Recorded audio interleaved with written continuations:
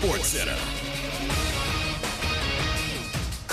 I'm Christine Lisi. Breaking news from ESPN's Adam Schefter. Defensive end Nick Bosa has agreed to a 5-year, $170 million extension with the 49ers, $122 million guaranteed. It'll make him the highest paid defensive player in NFL history. Chiefs officially listing tight end Travis Kelce as questionable for tomorrow's season opener against the Lions with a knee injury. Not playing Kelce wouldn't be the worst thing for KC, says Freddie and Harry co-host Harry Douglas. It's a marathon, not a sprint. There's an end goal. That's to add another Super Bowl to the Kansas City Chiefs organization, to add another Super Bowl to your resume. Right? So personally, I don't want him to go out there if he can't function the way he wants to function. Defensive tackle Chris Jones today told reporters he's simply asking for a raise. He did not discuss details about his contract stalemate with the Chiefs. Also said if a new deal gets done, he could be out there tomorrow night. Baseball, Brewers lost to the Pirates 5-4. Milwaukee's NL Central lead 2.5 on the Cubs. Chicago currently leading San Francisco 6-0, bottom 6. Think O'Reilly Auto Parts for all your car care needs. They're close, convenient, and have the parts you need fast, along with excellent customer service from professional parts people you can trust. Stop by your local O'Reilly Auto Parts today or visit O'ReillyAuto.com. Matt Moscona. I'm very important. After further review. Say it one more time. After further review with Matt Moscona. And here we go. Live from the Mercedes-Benz of Baton Rouge Studios. That's right.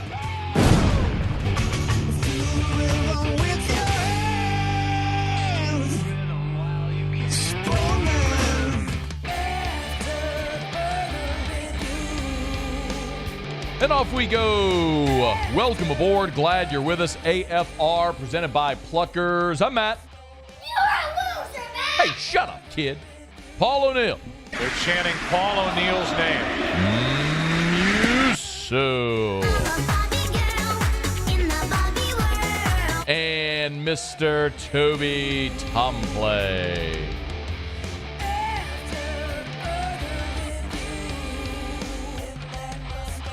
All right, we're here. Glad you are as well. Get out there, make it a good one. Oh, by the way, it's a hump day.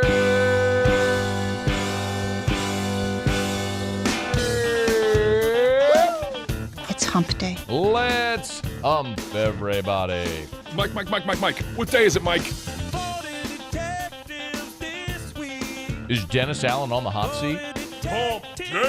CBS Sports team seems to think so. It's hump day. We'll discuss in 15 minutes. Mike. What day is it, Mike? Taylor Calandro joins us to talk booze. Hump day. We got our first Saints-Titans injury report. It's hump day.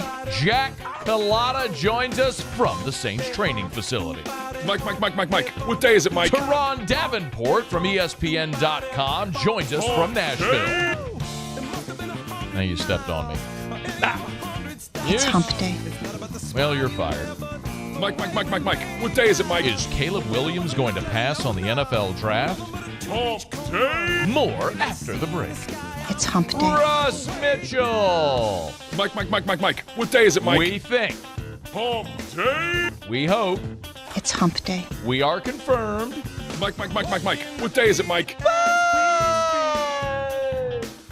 Hump day. Fair to say Russ has been a little hit or miss for a year and a half? It's hump day. Is it fair to say Russ has been hit or miss for a year and a half? Mike. What day is it, Mike? Very fair. Thank you. Hump day. Radio. Auditory medium. Have a conversation, you and me. All right, let's get rolling here. Muse is here. Paulie's here. We're all here. We're having a good time. Let's get all to it here. Brian Kelly met with reporters on the SEC Coaches Teleconference. We'll get to that here in just a quick second, but let us begin as we do every single day. Good save, Muse. It's time to pop the top on another edition of AFR with Bud Light. I mean, drink easy. I was cruising right past it. Muse whispered in my ear, Bud Light. Good save, Muse. Good save. Brian Kelly on the SEC Coaches Teleconference did give an update on Mason Smith. He's going to play. We know that. He was asked how much Mason Smith is expected to play against Grambling. Here's what BK had to say.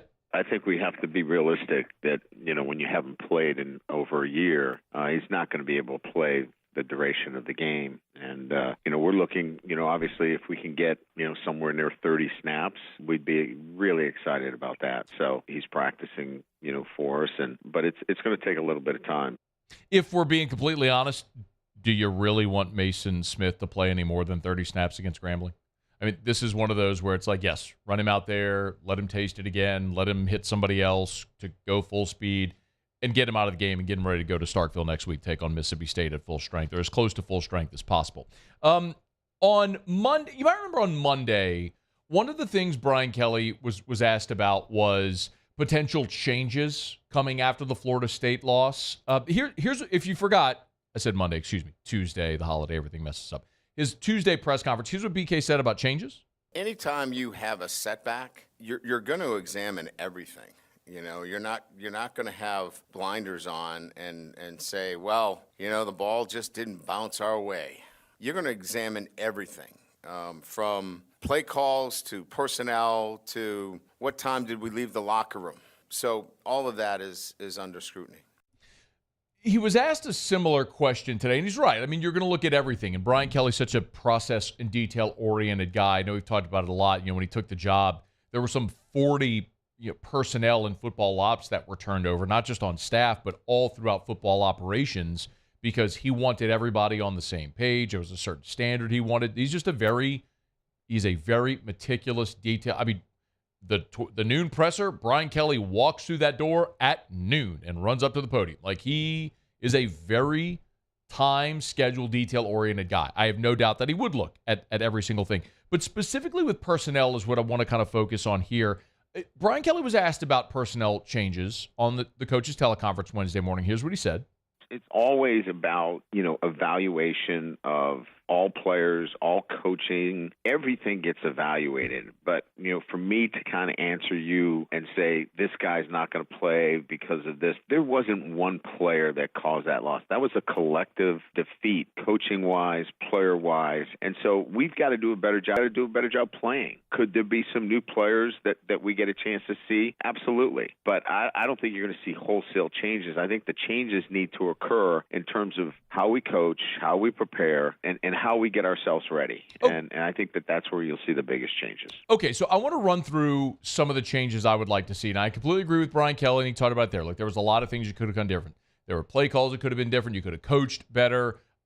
Players could have played better. We've been through all that, right? I mean, you played really well in the first half. You missed some obvious scoring opportunities, and it unraveled on you in the fourth quarter. There's nothing you could do about it to change that. But what do you do as you sort of look forward to see what could potentially be different? Well, this is a game against Grambling that's going to afford you that opportunity, because this is a name-your-score type game. You if you want to score 100, you could go score 100 on Saturday. So let the issue not be at hand for very long. Get your starters out of there, and let's see some of these other guys get and run in real live action. So I want to run through some of the players that I am looking forward to seeing on Saturday. This isn't to say that these guys are going to become starters or steal jobs or anything, but guys that I'm looking forward to in this game in particular, because of who the opponent is, getting an opportunity to see them play. I'll just start on the offensive side of the ball, and I'll just start at the line of scrimmage. The right side of your line with Frazier and Jones got whipped. They got whipped on Saturday. No other way to say it. You were a left-handed running team. Will Campbell had a really good day against Jared Verse. Jared Verse made one play. The right side of your line was a major issue. The fourth and goal from the 1, Josh Williams, he tried to submarine a blitzer. Guy went over him, and the right side of your line didn't pick up a twist. That's what caused the pressure on Jaden Daniels when he got sacked. And it was persistent throughout the game. I want to see Lance Hurd. I do not believe that Lance Hurd was the answer on Saturday, because given that offensive line that defensive line you were facing, if you were going to put Lance Hurd as a true freshman in the game in the second half in that buzzsaw in that stadium against that defensive line, you were setting him up for failure. So, no. I not playing him on Saturday, I'm fine with that. This coming Saturday, I want to see him. Same way that a year ago after the Florida State loss, we saw Emory Jones go play right tackle against Southern. Here's your opportunity for Lance Hurd. I don't care if you want to play Hurd at right guard and keep Jones at right tackle. You want to play Lance Hurd at right tackle, move Emory Jones in at right guard. Either way, I'm interested to see what it looks like with Lance Hurd with the ones on Saturday, I think we'll see it. We've talked a lot about the receivers. And yes, Kyron Lacy had at least 2 drops, potentially a third if you want to count the ball in the 2-minute drill at the end of the first half a drop. Of course, Brian Thomas had a drop deep down the left sideline. One of the questions I've been asked a bunch is, where was Chris Hilton? Chris Hilton, I thought, had a fantastic fall camp. He has gone through injury. He's bided his time. He looked really good in fall camp. I want to see Chris Hilton on Saturday. I think we'll get an opportunity. Same goes for Shelton Sampson. 5-star freshman receiver. He was running next, after Hilton, the next guy was Shelton Sampson. So I'm excited to see those 2 guys get their opportunity. Running back, Brian Kelly said it was a coach's decision not to play Logan Diggs. Maybe he wasn't 100%. It was interesting that Diggs wasn't listed on the injury report that Brian Kelly gave last week, but he didn't play. Brian Kelly listed the injury report on Tuesday. There was no mention of Logan Diggs. If he's healthy, I'm excited to see him. I think Logan Diggs is your most complete running back as far as size, speed, physicality, make you miss, blocking, all of that. I would like to see Logan Diggs on Saturday against Grambling get his first action, and let's see how he does. And I'll also throw out the freshman tight ends. A lot of people have been excited about Kamorian Pimpton because you're talking about a guy that's 6'6" with long pterodactyl arms, and the whole idea with a guy like that is he could be a red zone threat. Of course, you had a couple of red zone opportunities, and you didn't convert. That's not to say that you would have converted if Pimpton was on the field, because who do you want to take off the field? This is the question I brought up when we were talking about it in fall camp. Who do you want to take off the field if you're going to put Pimpton on it? But nonetheless, this is an opportunity to let that young guy get out on the field and see if he can go make some plays. And Mac Markway is the other one as well. Of course, Mac Markway is probably the best, and Mike Denbrock said this, Mac Markway is their best true tight end. He can put his hand in the dirt. He's an inline blocker, but he's also a really polished route runner. He wears number 84. This is probably a good opportunity to see him. Incidentally, the only other tight end you saw on Saturday was the JUCO tight end Connor Gilbreth, who basically is just a glorified tackle. He's another blocker. And on the second, 4th down, Connor Gilbreth was lined up on the left side of the line as a blocker. So that's another guy maybe worth keeping an eye on. Defensively, there's really 2 things I don't want to see. I mean, aside from Mason Smith, which is obvious. We all want to see what they do with Harold Perkins. Does he go back and play more Jack? We shared the stats with you from Pro Football Focus. 28 snaps in pass coverage, 7 snaps rushing the passer. For Harold Perkins against Florida State. For Harold Perkins, that needs to flip. I need those numbers inverted. So that's one thing, clearly, depending on how many snaps he even plays in the game. And number 2 is Ashton Stamps, the freshman cornerback, and this may be the most significant one. So you started Zy Alexander and Sage Ryan at corner. Sage Ryan did not last. They replaced Sage Ryan with Deuce Chestnut. Chestnut made some plays in the first half, had a PBU, had an interception. In the second half, it did not go well for Deuce Chestnut. And that's a guy that's listed at 5'11", 210. 5'11" might be generous. And when you're 5'11" and you're going against wide receivers that are 6'4", 6'5", 6'6", that's certainly not going to go well for you. Ashton Stamps is a true freshman. He is very athletic. And from everything I've been told, people around the program that like him a lot say he's got a very high football IQ. You would expect that coming from a place like Rummel, which is a great high school football program that when you come out of that program, not only are you generally a good player, but you're a high IQ football player coming through that program. So how quickly can Ashton Stamps get comfortable enough to play? Because what you saw on Saturday is not replicable. Like, you're not going to be able to do that in your secondary against great offenses. Now, the good news is you're not going to face a lot of offenses with a 6-year senior at quarterback and 2 NFL receivers like Florida State had. You're going to see some good receivers. I mean, Shamar Stewart at A&M is a really good receiver. You know, Arkansas's got a 3-headed monster that's probably as good a receiving core as they've had since the days when Ryan Mallett was slinging it. So Ashton Stamps, the freshman on defense wearing number 26, I think is maybe the biggest key on Saturday. Let's see how much run he gets. How quickly can he get ready to go and be a contributor for you, because you need help at corner, and he might be the best option you have sitting on the bench right now. LSU and Grambling, they'll tee it up and kick it off Saturday night in Tiger Stadium. Home opener for the Tigers. Go out, get a win, get a little feel-good in your belly before you head to Starkville week 3 for your SEC opener. By the way, Mississippi State is at Arizona this week. So while you get a relative breather at home against Grambling, they got to get on a plane and go 2 time zones away to go play in Tucson on the road against an improving Arizona team. So you might catch Mississippi State at a good time on the schedule as well. Okay, it's After Further Review. Show Open Every Day is brought to you by Bud Light. Drink easy in Louisiana. Of course, if you're going to be heading out to Tiger Stadium this weekend, Bud Light, the official beer of the LSU Tigers. Remember, if you're at the stadium, if you're tailgating, or if you're having your game watch at the house, look for the LSU aluminum bottles or the cans as well. You can find the bottles or the aluminum bottles or the cans with the LSU trademark on it. Same goes for the Saints and the Southern Jags as well. Of course, if you're watching football, drink easy all season long with the Tigers and Tiger Stadium with Bud Light. All right, it's After Further Review. We'll knock out a quick break. When we come back, is Dennis Allen on the hot seat? Well, that's certainly very, very arbitrary and super subjective. But what would it take for Dennis Allen to actually have that type of scenario materialize? We'll kind of hammer it out next. Stay here. It's AFR. AFR. Buying or selling, commercial or residential. If you need a realtor, you need Darren James. 335-7666. That's Darren's cell. 335-7666 or agent225.com. That's agent225.com. Remember, I tell you all the time, Wall Street Journal's list the top 1,000 realtors in America. This is based on the number of homes sold. This is not anything that is arbitrary at all. This is based on actual data. Darren James, number 54 in the country. Why would you hire anyone else? There's a reason he gets those results. No one works harder. No one has the processes, the systems in place like Darren James. I've lived it. Darren helped us buy our first home, helped us sell that home, helped us buy our second home. I've referred dozens of friends and relatives to Darren, and I do for you every single day as well. If you need a realtor, you need Darren James. Log on, agent225.com. Think real estate, think Darren James. Gulf Coast Bank and Trust is giving our customers the power to bank anywhere, anytime during this challenging event. And we're right there with you. Our mobile banking app is a smart way to manage your money and time.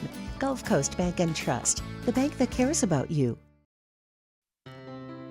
When it comes to ending cancer, we push forward, always working together for you. That's why our cancer experts at Ochsner have clinically integrated with MD Anderson Cancer Center. This means advanced cancer care, including access to life-saving clinical trials and integrating care to treat the whole you. Introducing Ochsner MD Anderson Cancer Center. Long live you.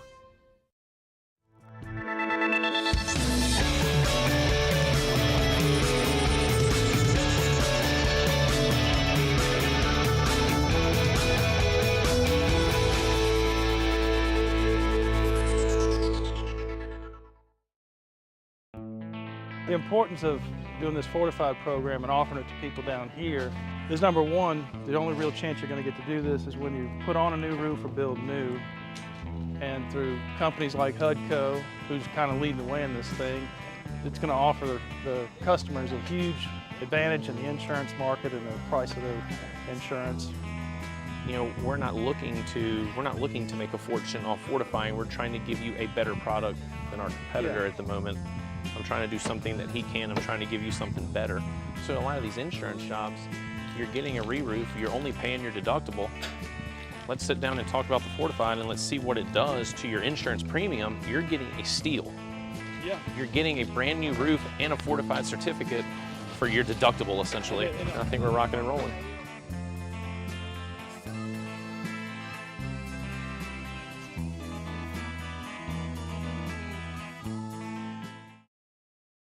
Scooncha, fall in the air. Fall is right around the corner, which means fall fishing is, which means it's time for you to take your boat to the next level with front-to-back boat service in a bunch of different ways. You want a custom stair job, you can have a ton of fun out there on the water. They can do that. What about a spot lock trolling motor? So you stay right where you need to in casting lines. Or sonar that's let you see the fish under the water before you cast.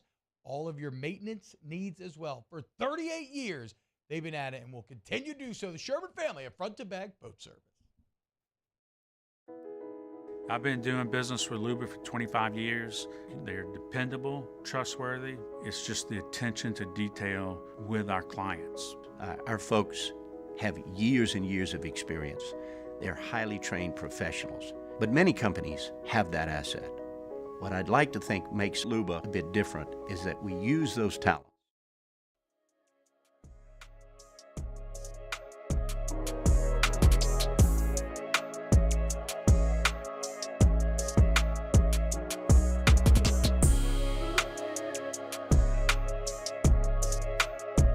After further review with Matt Moscona, presented by Plucker's Wing Bar, open till midnight or later every night of the week, where every Monday is all-you-can-eat wings. Plucker's Wing Bar. If you don't like our wings, we'll give you the bird.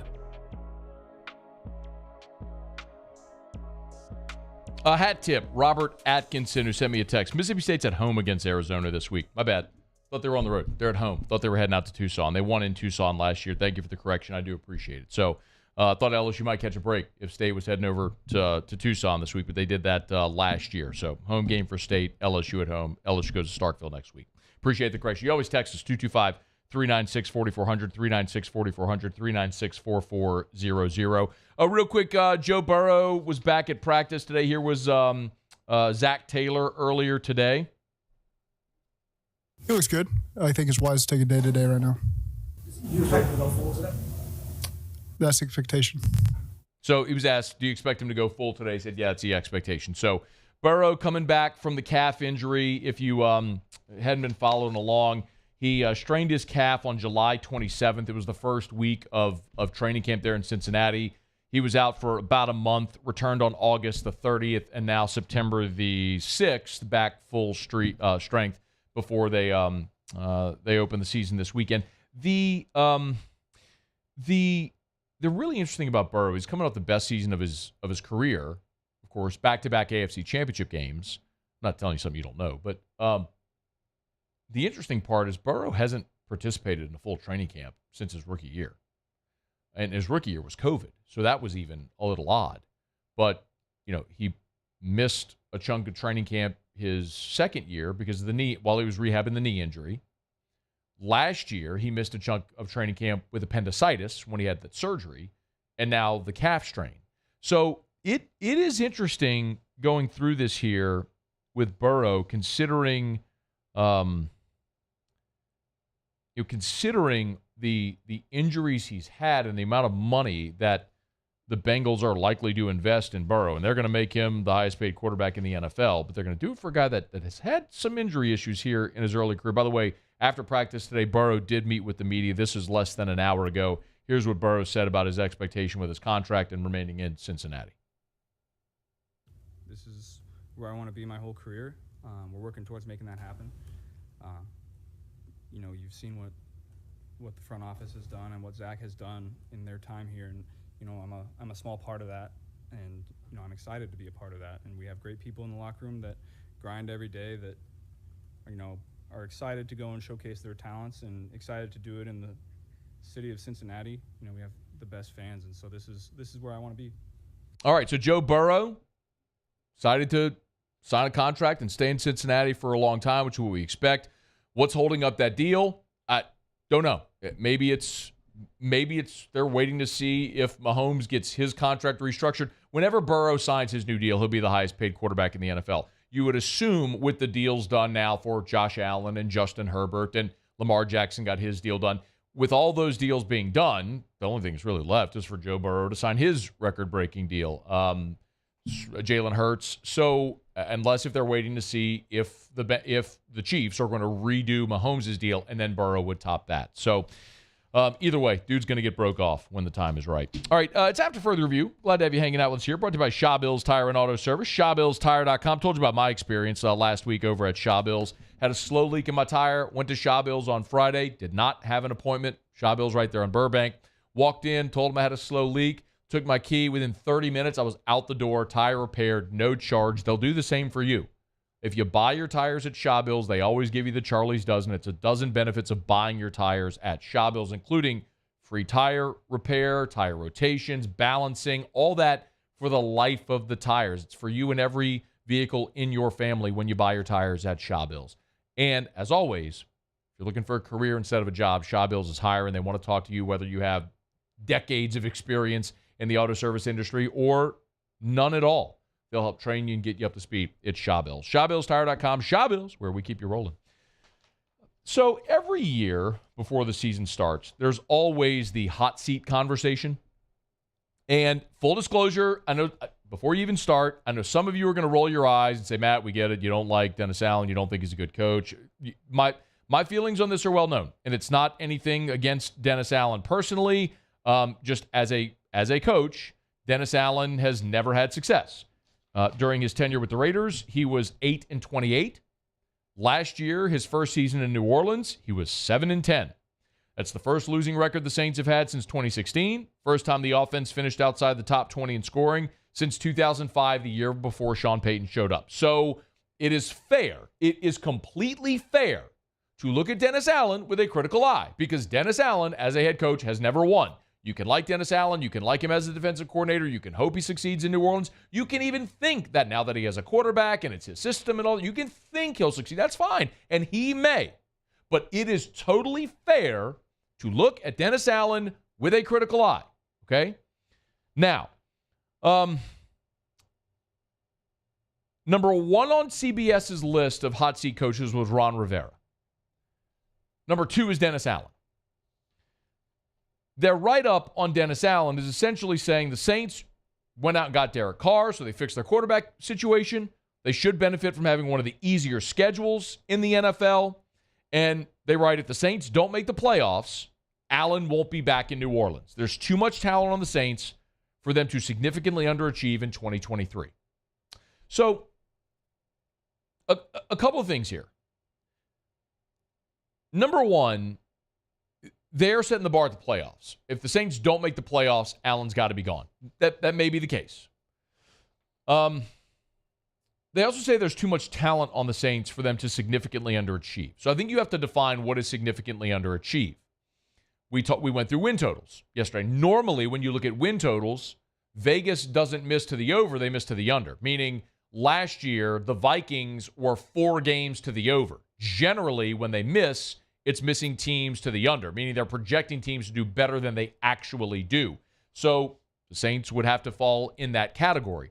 As a team projected at over under 9.5, meaning they're projecting 10-7, 9-8, somewhere in there. If this is a team that goes 6-11, okay. We're having that tough conversation for sure. But I think that's got to be the bar right now is 7. The bigger question for me is Saints ownership. Mrs. Benson, Dennis Lauscha, Mickey Loomis, whoever is in on making that decision, how much leeway are they willing to give Dennis Allen or any coach? Some franchises are notoriously patient, none more so than the Pittsburgh Steelers. They've had 3 coaches in like 50 years. They went from Chuck Noll to Bill Cowher to Mike Tomlin. They've had 3 coaches in a half a century. The Ravens have been incredibly patient with John Harbaugh. The Saints allowed Sean Payton back-to-back 7-9 seasons before they figured it out in the draft and got the ship righted and changed their culture and started winning again. And historically, the Saints have been somewhat of a more patient franchise. You don't see them running through coaches every year or two. And I look through the history of the Saints organization with their coaches. The shortest tenured coaches, Mike Ditka was a 3-year tenured coach from 1997 to 1999. But the shortest tenure ever was Hank Stram from 1976. He coached in 1976 and 1977. Now, he had some interims, like Rick Venturi was an interim in 1996. Wade Phillips was an interim in 1985. Ernie Hefferly was coach for 1 season, or not even a full season, in 1975. He went 1-7.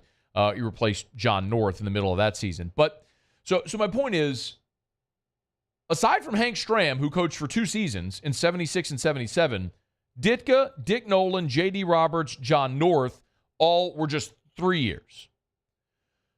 Other than that, you've given coaches rope. I mean, so if Dennis Allen were fired after this year, he would join only Hank Stram as a coach, failing to make it past year 2 as a Saints head coach. So history with this organization is on Dennis Allen's side for longevity. And it's worth noting, of course, that when Tom Benson bought the team and they hired Jim Mora, Moore was here for a decade, and then it was Ditka for 3 years. Then they gave Jim Haslett 6 seasons, and then after Hurricane Katrina, of course, he was out. And then Sean Payton was the coach from 06 to 2021, and he walked away before last season. We know all that. So they have been more patient than other teams have been in this era of the NFL. Now, what I will say is this is the same ownership group that fired Stan Van Gundy after 1 season in New Orleans with the Pelicans. Now, I don't know if they're going to hold the Saints coach to a different standard than a Pelicans coach. I don't know that. But it is the same ownership group that looked at the situation with the Pelicans after 1 year with SVG and were like, this ain't working. Like, cut your losses, move on, because this ain't it. We'll see if they're there with Dennis Allen. But again, CBS says if the Saints don't make the playoffs, Allen won't be back in New Orleans. Maybe that's the case. Maybe there's a surprise team in the NFC South this year that goes and wins 10 games and the Saints go 9-8 and miss the playoffs, which could be plausible. I mean, that it could happen. But I really think that bar is 7. If you don't win at least 7 games this year, if you don't match what you did a year ago, minimum, then Dennis Allen's got to be gone. Because you did go fix your quarterback situation. You did give him more reign to do on his staff what he wanted to do. Some of the assistants who had been around are gone, and he's been able to bring in his own guy. Ryan Nielsen's in Atlanta now. So, yes, I do think that there needs to be a more critical eye on Dennis Allen this year. Because in the NFL, we all know the old axiom, what have you done for me lately? It's time. Like, you got to win now in the NFL. So, Dennis Allen has never proven that he could do that as a head coach. There should be a heavier standard and burden on him this year to prove it, because you cannot allow this thing to continue to spiral under Dennis Allen if he's not the right guy. Said it often. Not every lieutenant was meant to be a general. I think we're going to find out this year with Dennis Allen. Is he ready to be a general? Can he be the guy? Or is he always going to be a really, really good number 2? All right. It's after further review. Of course, our Hump Day shows are brought to you by Pluckers. Let me knock out a break. We'll go around the SEC, Bourbon Dictionary with Taylor Calandro in 15 minutes. We're headed to New Orleans to visit with Jack Culotta, who is at Saints availability, leaving the Saints locker room here. And we'll get an update on what the Saints did at practice today, what the players and coaches had to say as we head into week 1 on Sunday. Stick around. It's AFR. AFR. Get Gordon and get it done. Do we still have the jingle handy? You still have that over there? Oh, it's okay. I thought maybe you had it on a bar. I don't want to play the jingle. I'm kind of feeling it right now. Get Gordon and get it done. You can always go to any of the social media channels at Get Gordon. Or, look, you've been injured. You need representation. Do what injured people in our state have done for 30 years. Get Gordon, get it done. Call 888-8888. That's 888-8888.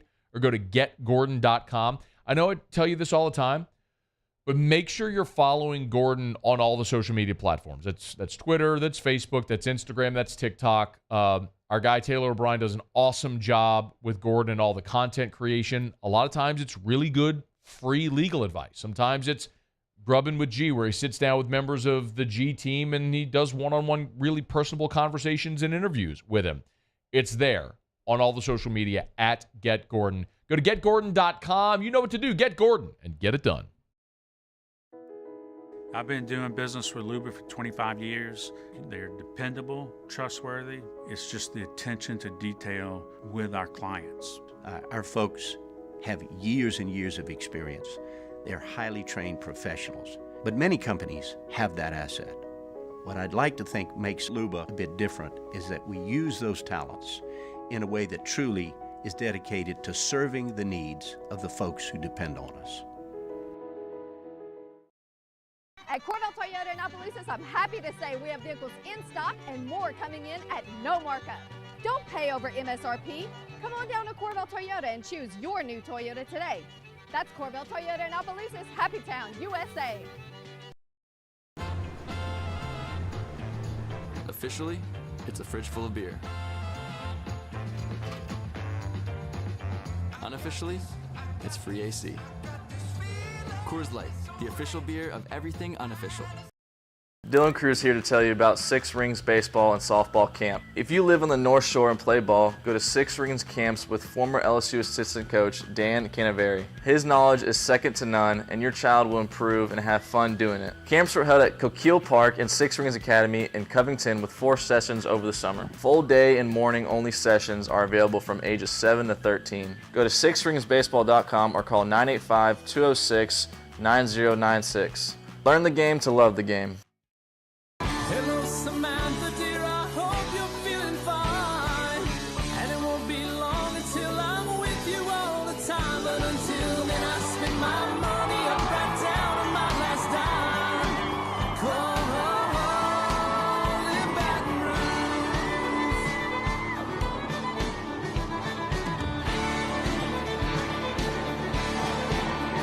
I'm remembering what you put me on through. Gotta send my love down the Want more customers? Running Boards Marketing can help you get their attention. Imagine your brand's message on a giant LED billboard truck that can't be skipped and is nearly impossible to ignore. Running Boards Marketing is the leader in effective and affordable advertising on digital mobile billboards, which are 2 times more effective than traditional billboards. With a 97% recall rate, you'll leave a lasting impression with your customers. Visit us online at runningboardsmarketing.com so we can drive your message to where the people are. There it is, the extra mile, on the border of expected and extraordinary for those willing to go further, like vans customized for work or play, with safety and tech to keep you connected, supported by a 5-star sales, service, and finance team, and backed by the 1-star you know. So go the extra mile. It's never crowded, because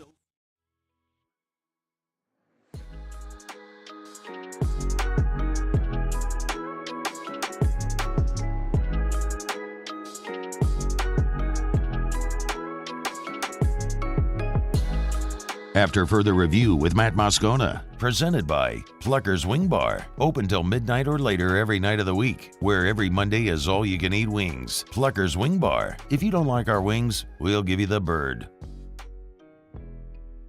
I'm glad you're rolling with us here on Hump Day edition of AFR, presented by Pluckers. Of course, every Wednesday at Pluckers is trivia. You can get on by. Russ Mitchell scheduled to be here in hour number 3. Looking forward to having Russ back on the show. And less than an hour from right now, Turron Davenport covers the Titans for ESPN.com. He'll be here. We'll kind of get a check-in on how the Titans are doing heading into the Week 1 matchup in the Dome. Around the SEC in just a quick second, it's amazing. I know we've talked a lot about Colorado this week, and Dion and Coach Prime, and Colorado's upset at TCU has been a giant storyline. So much, though, so interesting, like how transcendent that has become. I mean, typically whenever you look at national storylines, it's generally going to center around not only like NFL, but major market NFL teams, right? It's going to be Aaron Rodgers and the Jets. Something's going on with the Rams, the Bears, Packers. Packers aren't a major market, but you understand it's a brand, the Cowboys. So the fact that college football storylines become a major talking point, and on top of that, Colorado, who has been irrelevant for quarter century? I mean, really, you go back to Rashaan Salam winning the Heisman in 1994, and after that, like the most relevant Colorado game that I remember that just comes straight to mind. I know they played in the Pac-12 championship under Mike McIntyre one year, but aside from that, the most relevant game I remember was the Nebraska-Colorado game from 2001? It was 2001. Please look up that final score. Nebraska-Colorado 2001. If I remember correctly, Colorado scored like 62 on Nebraska.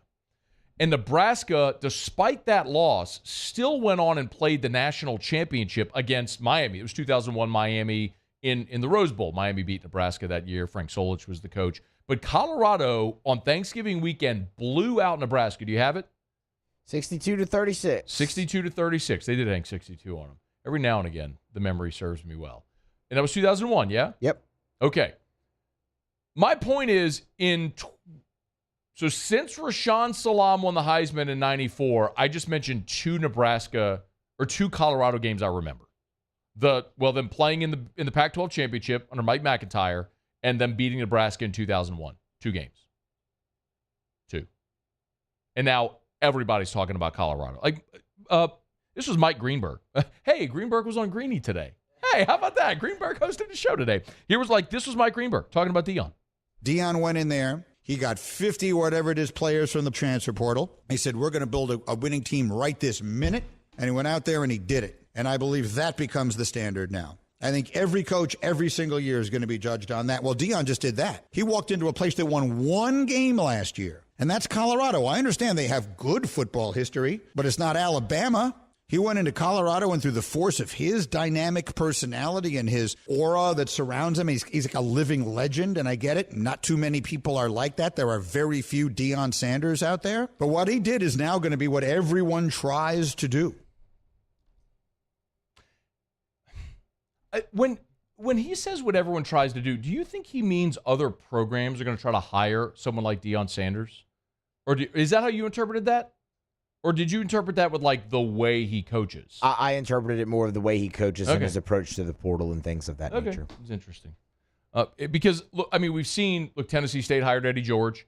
UAB hired Trent Dilfer. We're seeing other programs try to replicate what Jackson did in bringing in Deion and bringing a lot of attention. When else would we talk about Tennessee State? When else would I ever mention Tennessee State on the show? When else would I ever mention UAB other than Trent Dilfer's there? So there is some sort of cachet to that celebrity head coach, but again, the thing we said all along about Deion is he won.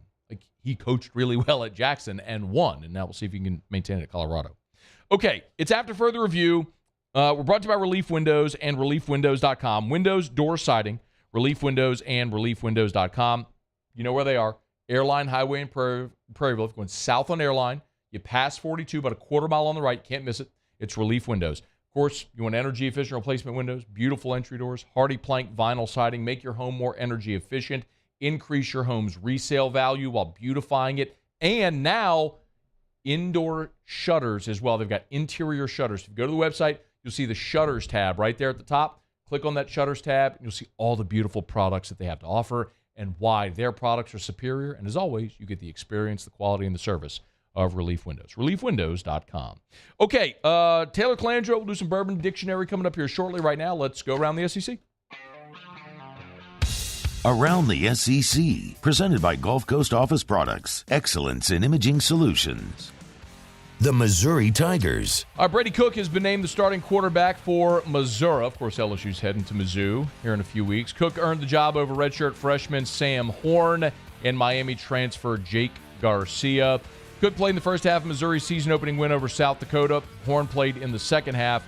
Cook started all 13 games for Mizzou a year ago when they went 6-7. Mizzou takes on Middle Tennessee State Saturday in Como. The Arkansas Razorbacks. Arkansas running back and team captain Rocket Sanders has not practiced this week following the Razorbacks season opener against Western Carolina. He's got a sleeve over his left knee. Sam Pittman says he's got some swelling. They're not sure what it is right now. Status for this weekend's game against Kent State is unclear. Kickoff, 3 o'clock on the SC Network. The Auburn Tigers. Auburn starting linebacker Austin Keys will have surgery after injuring his thumb Saturday against UMass. Hugh Freeze said that Keys will be out for a while. Keys is just coming off a shoulder injury that he dealt with in preseason. He's an Ole Miss transfer, by the way. So Keys will be replaced by Larry Nixon, who's a North Texas transfer, who is backing him up on the depth chart. The Tennessee Volunteers. Linebacker Keenan Peely will not play this weekend against Austin Peay due to an injury. Peely, who's a BYU transfer, started middle linebacker in his first game for Tennessee in the win over Virginia. He was actually awarded a game ball by Josh Heupel as well. Peely will be replaced by sophomore Elijah Herring at middle linebacker. The Florida Gators. And Florida offensive line was pushed around by Utah last Thursday in Salt Lake. 5 sacks, 7 TFLs. But they're going to get tackle Lindell Hudson back for the home opener against McNeese on Saturday. Meanwhile, starting center Kingsley Eguakun still sidelined with an ankle injury. Hudson was a 3-year starter at FIU, made 25 starts there for the Golden Panthers, who's available this weekend. Jake Slaughter, yes, that Jake Slaughter. Yep, that Jake Slaughter No, not that Jake Slaughter. That Jake Florida's Jake Slaughter. That Jake Slaughter. That's what I mean. The Florida Jake Slaughter. He'll continue to play center for the Gators. All right, there you have it. That is Around the SEC, presented by Gulf Coast Office Products. Shout out to our guy Trey Beal and our friends at Gulf Coast Office Products, gcopnet.com for Gulf Coast Office Products. All right, Taylor Calandro, Bourbon Dictionary next to wrap up hour number 1. Stay here. AFR. I'm Chris Nakamoto, and here's what I'm working on for my stories on WBRZ Channel 2 tonight. The disgraced former Plaquemine police chief admitted today that he violated the terms of his probation. Plaquemine police officers reported Kenny Payne stalking them and calling them on the phone.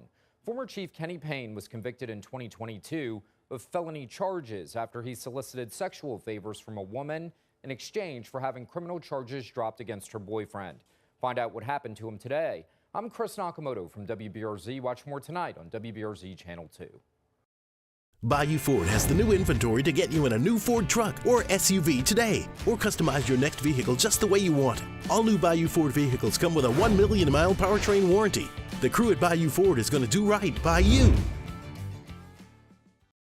When is a taco more than just a taco? When it's Government Taco. Voted best tacos 3 years in a row by 225 Magazine, Government Taco puts the most delicious spin on tacos the capital area has ever seen. With creative combinations like the Magna Carrot, the Filibuster, or the Steak of the Union. Plus perfect tortilla chips paired with the best salsa and queso you've ever had. And happy hour every day from 3 to 6 p.m. and all day on Thursday. Government Taco, 5621 Government Street. Was a humid day, barefoot children play, looking for that summer shade. Time just slips away. Oh, Louisiana, some kind of hold on me. Like cypress stumps, your roots are planted deep inside of me. Gulf Coast Office Products is a nationally recognized Savin office equipment dealer based right here in Louisiana. Over 100 employees strong, Gulf Coast has the boots on the ground to support all vertical markets, from education, engineering, legal, and finance. With the latest in office technology, from desktop to production segment units, Gulf Coast and Savin have the perfect fit for you. Call 225-756-2644. That's 756-2644 for Gulf Coast Office Products.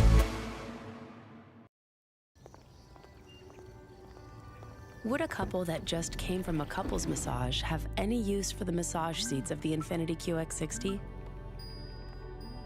Yes, it appears they would. With driver and passenger massage seats, mute all your notifications and feel infinitely you.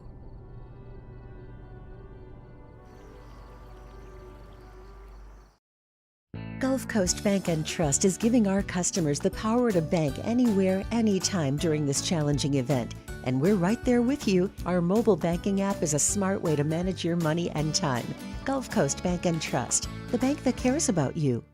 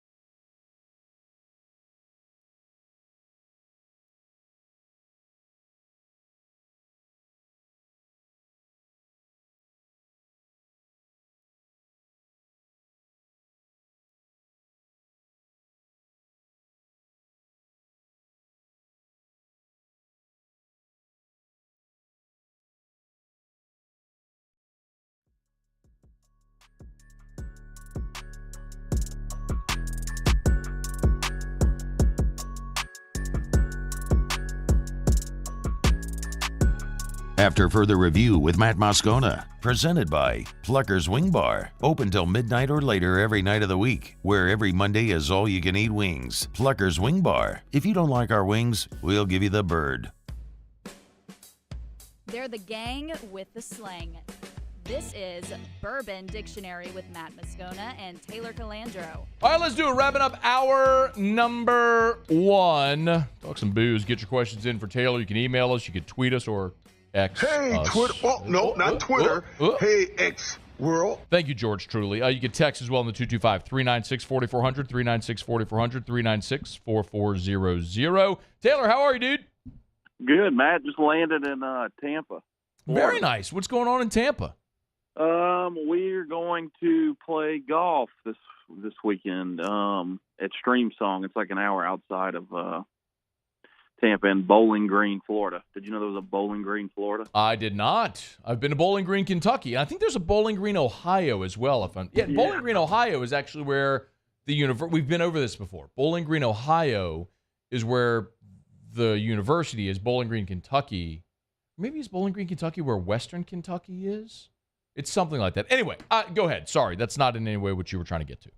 Well, I mean, in Kentucky and Ohio border each other, so. Yes, they do.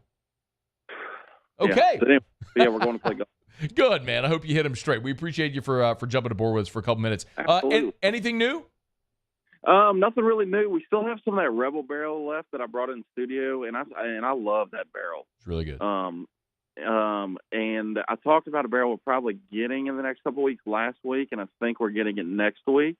And it's Sazerac. We're getting a Sazerac rye barrel. Very nice. Okay, so you're breaking that news. Yeah, I wasn't 100% sure, but I'm like 99% sure we're getting it next week. By the end of the week next week, hopefully. How often do you, and of course, we endorse Sazerac here for a long time. Love those guys. They had a lot of changeover in their leadership, but the product is awesome. How often do you get a Sazerac barrel? This has been about a once a year occasion. Hey, either like one Sazerac barrel and one Buffalo Trace barrel a year pretty much has been the trend for the past few years. Okay.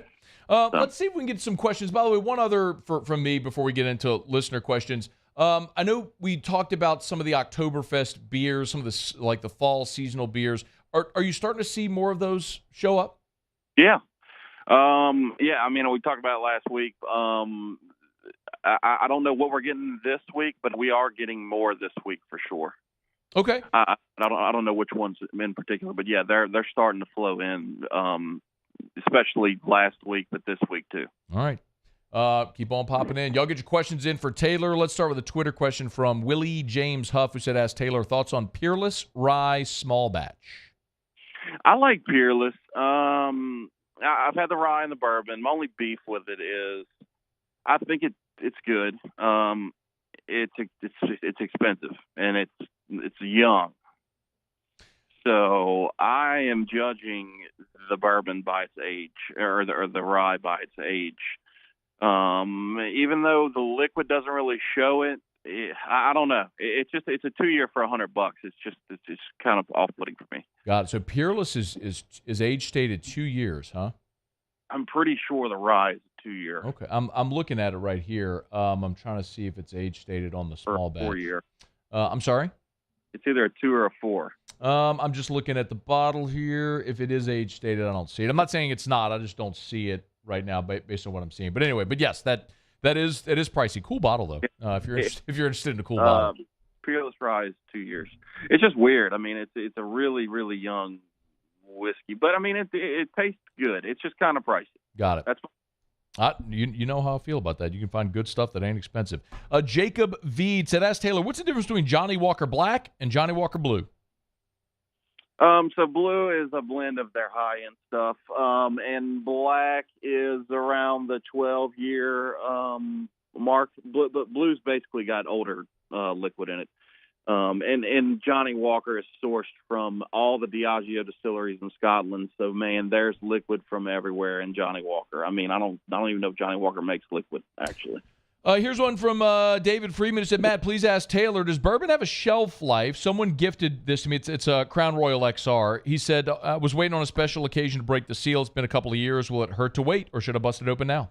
No, I mean, a Crown XR or any whiskey that's unopened that's been stored upright in a dark cabinet is totally fine for I've talked about that bottle of Weller I have that's really old, 80 years old. Yeah. and the juice is crystal clear. Now, if a bottle is open and there's a lot of oxygen in the bottle, it depends on how much liquid's taken out of the bottle. But if there's a lot of oxygen taken out, that will accelerate the aging, but it'll still stay good for years.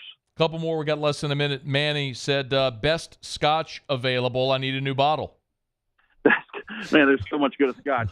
One of my favorite distilleries, and I talk about it occasionally on here, but I love Springbank. If you can find any Springbank, it's getting harder to find, but anything from Springbank, pick up a Springbank. We got 20 seconds. Lane Boudreau said, what does it mean when y'all say barrels? You want to take that one in 20 seconds? You had 10 seconds. Sorry. We pick barrels of whiskey, they bottle it, and we sell it. He is Taylor Calandro. Thanks, dude. All right, Matt. See ya. Hit him straight. Sports Center. AFR. Brought to you by Michelli Weighing and Measurement. Get them online at Michelli.com. That's Michelli.com. With more than 30 offices across 11 different states. It's Michelli Weighing and Measurement. Michelli is how you spell it. Of course, you can always pop in, go see my guy Joel McMullen, the president and CEO of Michelli. One of the things I love about that company, and I say it often, a lot of places say it, but this illustrates it. You know, you say, well, you're 76 years in business, you still love to do business with a handshake and a smile. When you walk into Michelli, their Harahan office, you walk into the front door. The first office on the left is Joel McMullen, the president and CEO. He ain't hidden back in some dark corner office where ain't nobody ever see him. No, he's right there when you walk in the door. That's the way they do business and always have for 76 years. How they've been able to grow patiently and successfully 11 different states over 76 years, maintaining their local ownership. ISO 17025 accreditation available online, Michelli.com. I've been doing business with Luba for 25 years. They're dependable, trustworthy. It's just the attention to detail with our clients. Our folks have years and years of experience. They're highly trained professionals, but many companies have that asset. What I'd like to think makes Luba a bit different is that we use those talents in a way that truly is dedicated to serving the needs of the folks who depend on us. Bayou Chrysler Dodge Jeep Ram has $12,000 off MSRP on new 23 Ram 1500 trucks, all with Bayou's 1 million mile warranty. The crew at Bayou Automotive is going to do right by you. The world's leaders in obesity research, obesity medicine, and obesity science are right here. We're doing something that no one's ever done or trying to answer a question that no one's ever asked before. Pennington is a real jewel when it comes to research. We are finding the solutions to the world's worst chronic disease, which is obesity. Louisiana needs Pennington Biomedical. Scooncha, fall in the air. Fall is right around the corner, which means fall fishing is, which means it's time for you to take your boat to the next level with front-to-back boat service in a bunch of different ways. You want a custom stair job, you can have a ton of fun out there on the water. They can do that. What about a spot lock trolling motor? So you stay right where you need to in casting lines. Or sonar that's let you see the fish under the water before you cast. All of your maintenance needs as well. For 38 years, they've been at it and will continue to do so. The Sherman family of front-to-back boat service.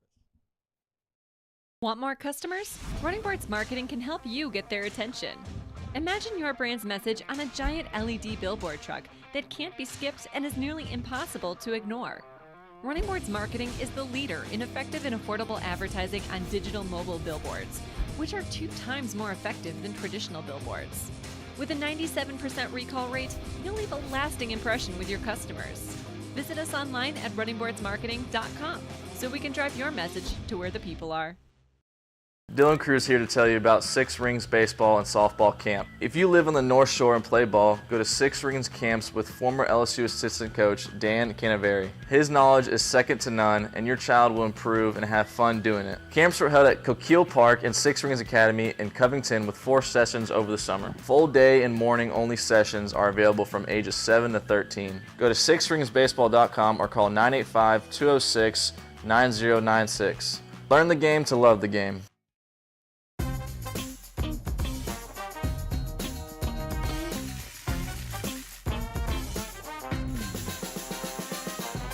The best kept secret in town is out. Discover Tallulah at the Renaissance Hotel on Bluebonnet.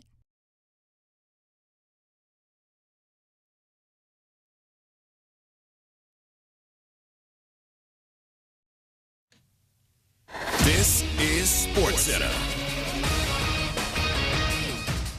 I'm Christine Lisi. Breaking news, Nick Bosa's holdout is over. The 49ers defensive end agreed to a 5-year, $170 million extension, reports ESPN's Adam Schefter. $122 million guaranteed. The deal will make him the highest paid defensive player in NFL history. The holdout continues for Chiefs defensive tackle Chris Jones. Wouldn't discuss details about his contract stalemate. He did tell reporters today he's simply asking for a raise. Also said if a new deal gets done, he can be out there for tomorrow's season opener. Previously, Jones indicated he could extend the holdout until Week 8. ESPN's Kimberly Martin. Chris Jones applying pressure up the middle, that helps the guys on the ends. That helps the back end. They're holding tight. He's the heart and soul of the defense. So without him on the field, I am very concerned about the Chiefs, as much as I feel like this is a team that could potentially repeat for the Super Bowl. Kimberly A. Martin on Unsportsmanlike. Chiefs tight end Travis Kelce officially listed as questionable tomorrow with a knee injury. Rams receiver Cooper Kupp out Sunday against the Seahawks with a hamstring injury. Think O'Reilly Auto Parts for all your car care needs. They're close, convenient, and have the parts you need fast, along with excellent customer service from professional parts people you can trust. Stop by your local O'Reilly Auto Parts today or visit O'ReillyAuto.com. Matt Moscona. I'm very important. After further review. Say it one more time. After further review with Matt Moscona. And here we go. Live from the Mercedes-Benz of Baton Rouge Studios. That's right.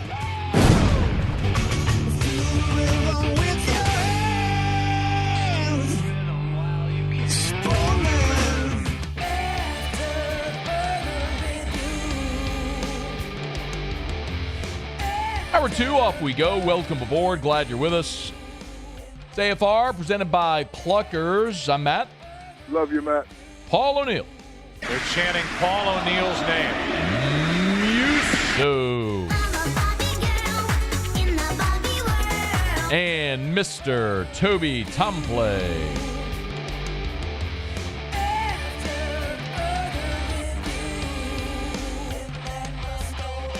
All right, we're here. Glad you are as well. Get out there and make it a good one. Heading up to Nashville, bottom of this hour. Turron Davenport covers the Titans for ESPN.com.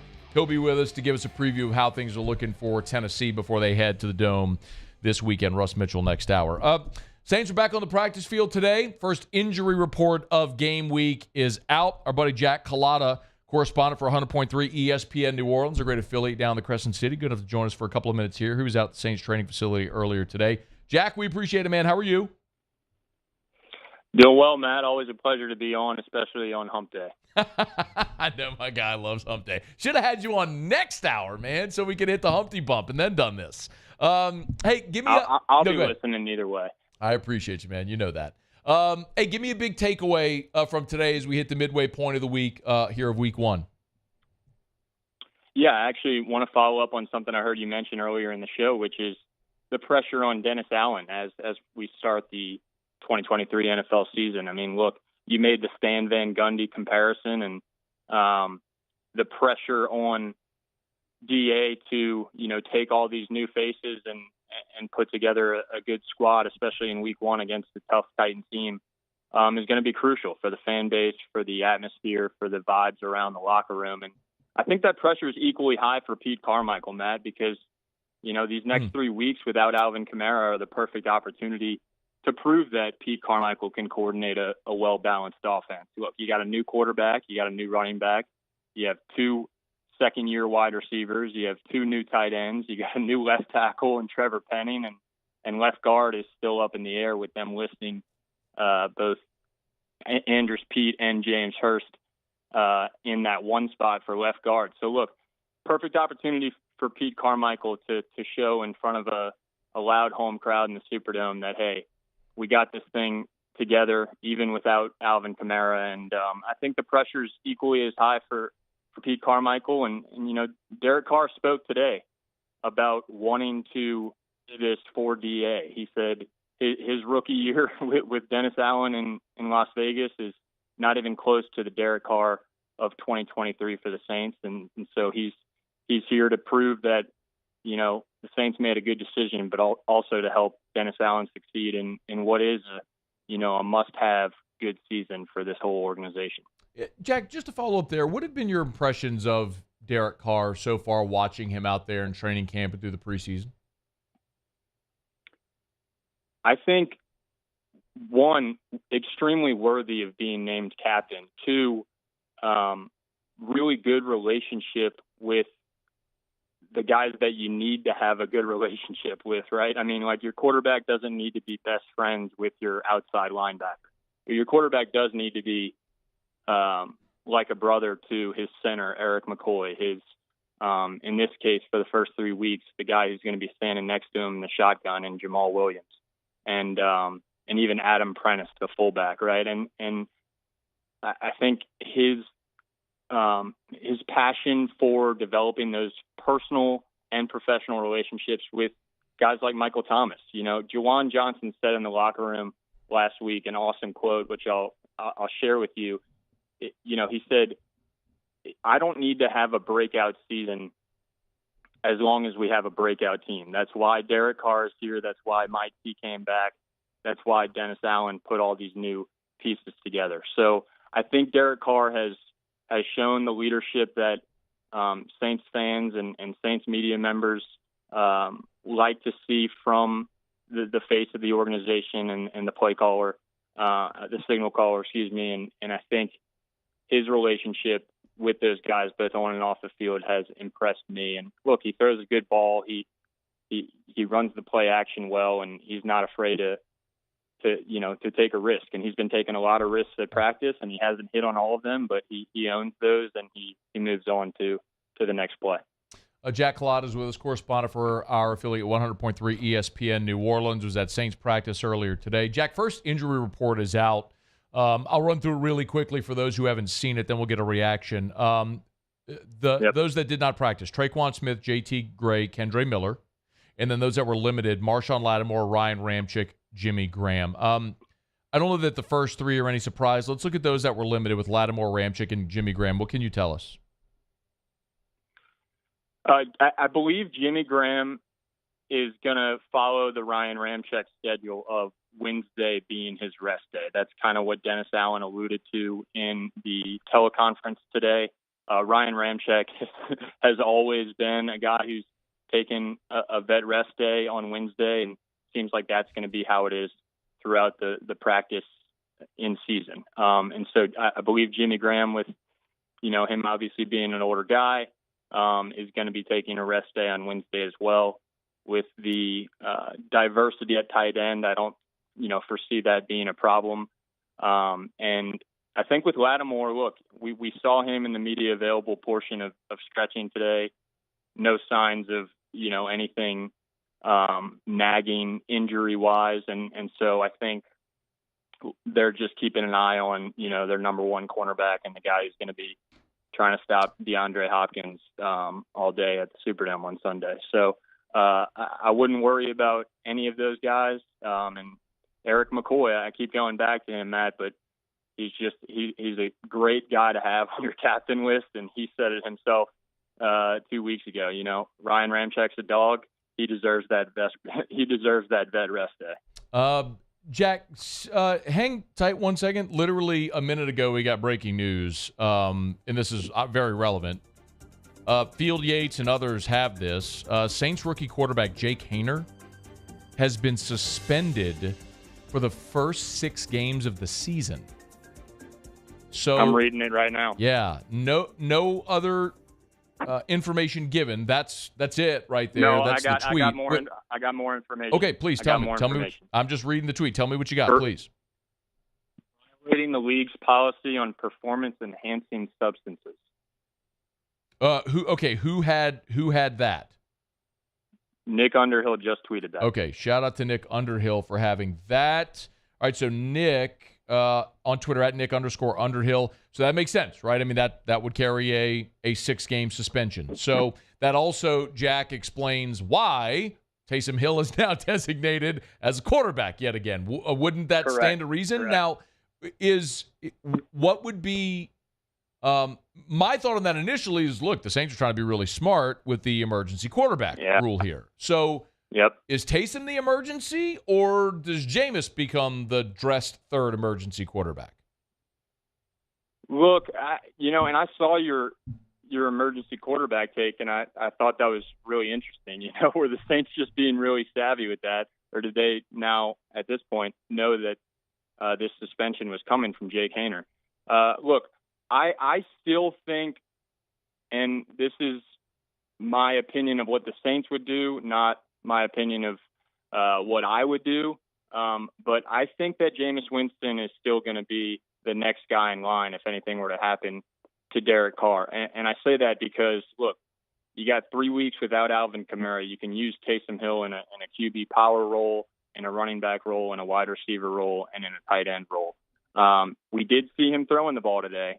So, it's not a yes or no answer, but he certainly was throwing slant routes today to all the receivers and had the red jersey on. So he certainly can come in when need be, but I think the way Pete Carmichael's shown how he utilizes Taysom Hill, that at least for week one, unless we hear otherwise, that Jameis Winston would be in line to play the consistent quarterback role, and Taysom Hill will continue to play his Swiss Army knife role. That is pretty fascinating how that might unfold. We'll see what the Saints will like to do as they move throughout game week here. He is Jack Culotta, correspondent for our friends, our affiliate down 100.3 ESPN New Orleans. He's on Twitter at Talk Culotta. Go give him a follow. Jack, we appreciate it, man. Thanks for jumping aboard. We'll talk soon. All right, thanks, Matt. All right, man. Be well. It is After Further Review. We're brought to you by the Aesthetic Medicine and Anti-Aging Clinics of Louisiana, a Bluebonnet in Baton Rouge, Ambassador Caffrey in Lafayette, and online at theantiagingclinics.com. That's theantiagingclinics.com. Remember, all this month at the Aesthetic Medicine and Anti-Aging Clinics of Louisiana, 20% off Pico Way laser tattoo removal. It's the most advanced laser tattoo removal technology in the world. It is virtually pain-free. It takes fewer treatments. It's more effective. And it's 20% off all this month at the Aesthetic Medicine and Anti-Aging Clinics of Louisiana. Baton Rouge, Lafayette, and online, theantiagingclinics.com. That's theantiagingclinics.com. Okay, we need to pivot a little bit now because of the Jake Haener news. We do have Turron Davenport, ESPN.com, NFL Nation Titans beat reporter joining us in 18 minutes, so bottom of the hour. We got a lot to do. I wanted to get back to what Brian Kelly had to say on the teleconference today. We got to do overrated, underrated, which we may scrap now. But I want to come back and react to the Jake Haener news as we kind of process this a little bit. Again, if you are just now jumping aboard with us, the NFL has suspended Jake Haener without pay for the first 6 games of the 2023 regular season for violating the NFL policy on performance-enhancing substances. So let me knock out a quick break, come back, react a little more to that. Don't you move. It's AFR.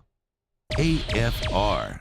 Brought to you by ProCharge EV, ProChargeEV.com. Electric vehicle chargers for your home or for your commercial building. Of course, if you're buying a home, building a home, you have an EV, you need an EV charger. ProCharge can help you with that. They can install it at your home. They're based in Baton Rouge, ProCharge is, but they service the entire Gulf South. So even if you're listening outside of Baton Rouge or outside of Louisiana, still highly recommend you go to ProChargeEV.com, ProChargeEV.com. Go to the website and start to scroll down a little bit. You'll see on there different EV charging incentives and their different certifications and how it all works. How you can optimize energy. It's all there for you at ProChargeEV.com. They're actually partnered with an Italian-based EV charging manufacturer, which it's NLX Way. They're the #1 EV charger in the world, literally. So these are the best EV chargers you can find anyway. Go to the website, scroll down. You can fill out the contact form to get more information. ProChargeEV.com. ProChargeEV.com.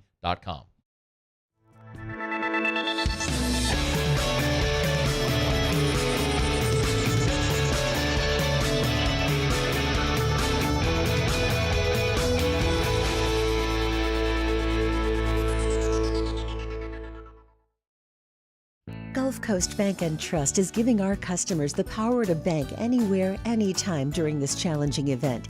And we're right there with you. Our mobile banking app is a smart way to manage your money and time. Gulf Coast Bank and Trust, the bank that cares about you.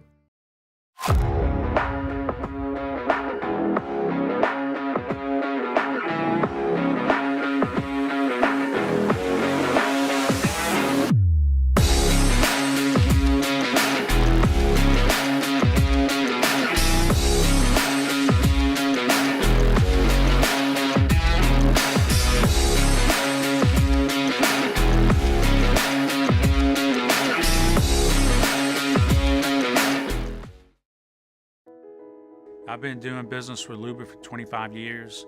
They're dependable, trustworthy. It's just the attention to detail with our clients. Our folks have years and years of experience. They're highly trained professionals. But many companies have that asset. What I'd like to think makes Luba a bit different is that we use those talents in a way that truly is dedicated to serving the needs of the folks who depend on us.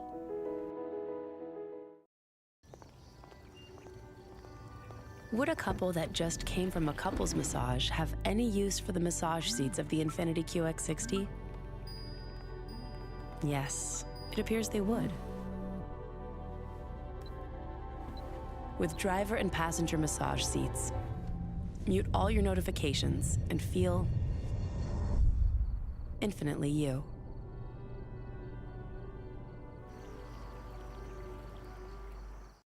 Gulf Coast Office Products is a nationally recognized Savin office equipment dealer based right here in Louisiana. Over 100 employees strong, Gulf Coast has the boots on the ground to support all vertical markets from education, engineering, legal, and finance. With the latest in office technology from desktop to production segment units, Gulf Coast and Savin have the perfect fit for you. Call 225-756-2644. That's 756-2644 for Gulf Coast Office Products. Scooncha, fall in the air. Fall is right around the corner, which means fall fishing is, which means it's time for you to take your boat to the next level with front-to-back boat service in a bunch of different ways. You want a custom stair job, you can have a ton of fun out there in the water. They can do that. What about a spot lock trolling motor? So you stay right where you need to in casting lines. Or sonar that's let you see the fish under the water before you cast.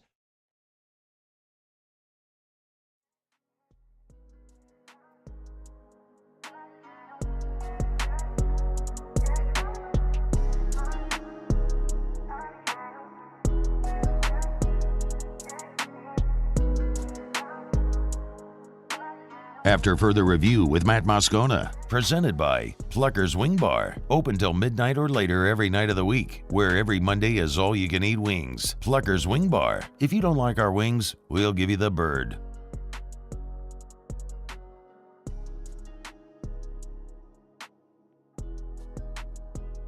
I'm glad you're rolling along with us here. It is a Hump Day edition of AFR, presented by Pluckers. Remember, trivia every Wednesday over at Pluckers, both locations, Nicholson and Bluebonnet. Bluebonnet 7:30, Nicholson at 8 o'clock. Turron Davenport, Titans reporter for NFL Nation over at ESPN, will be with us here in about 12 minutes. Just minutes ago, the news broke that Saints quarterback Jake Haener has been popped for PEDs. Our friend Brooke Kirchhoffer at New Orleans Football tweeted the statement from the NFL. Jake Haener of the Saints has been suspended without pay for the first 6 games of 2023 regular season for violating the NFL policy on performance-enhancing substances. Haener will be eligible to return to the Saints' active roster on Monday, October the 16th. There's a lot to unpack here. We obviously now know why the New Orleans Saints changed Taysom Hill's designation from tight end to quarterback. They knew this was coming for Jake Haener. We have to talk, obviously, about what this means. Now, you won't have to keep Jake Haener on your active roster or as a game day active, which you wouldn't have anyway had he been an emergency third quarterback with that new rule. And maybe the Saints do get creative now with Taysom as their number 2 potentially, and Jameis can be the emergency 3. We'll see what they all elect to do. So there's a lot going on here.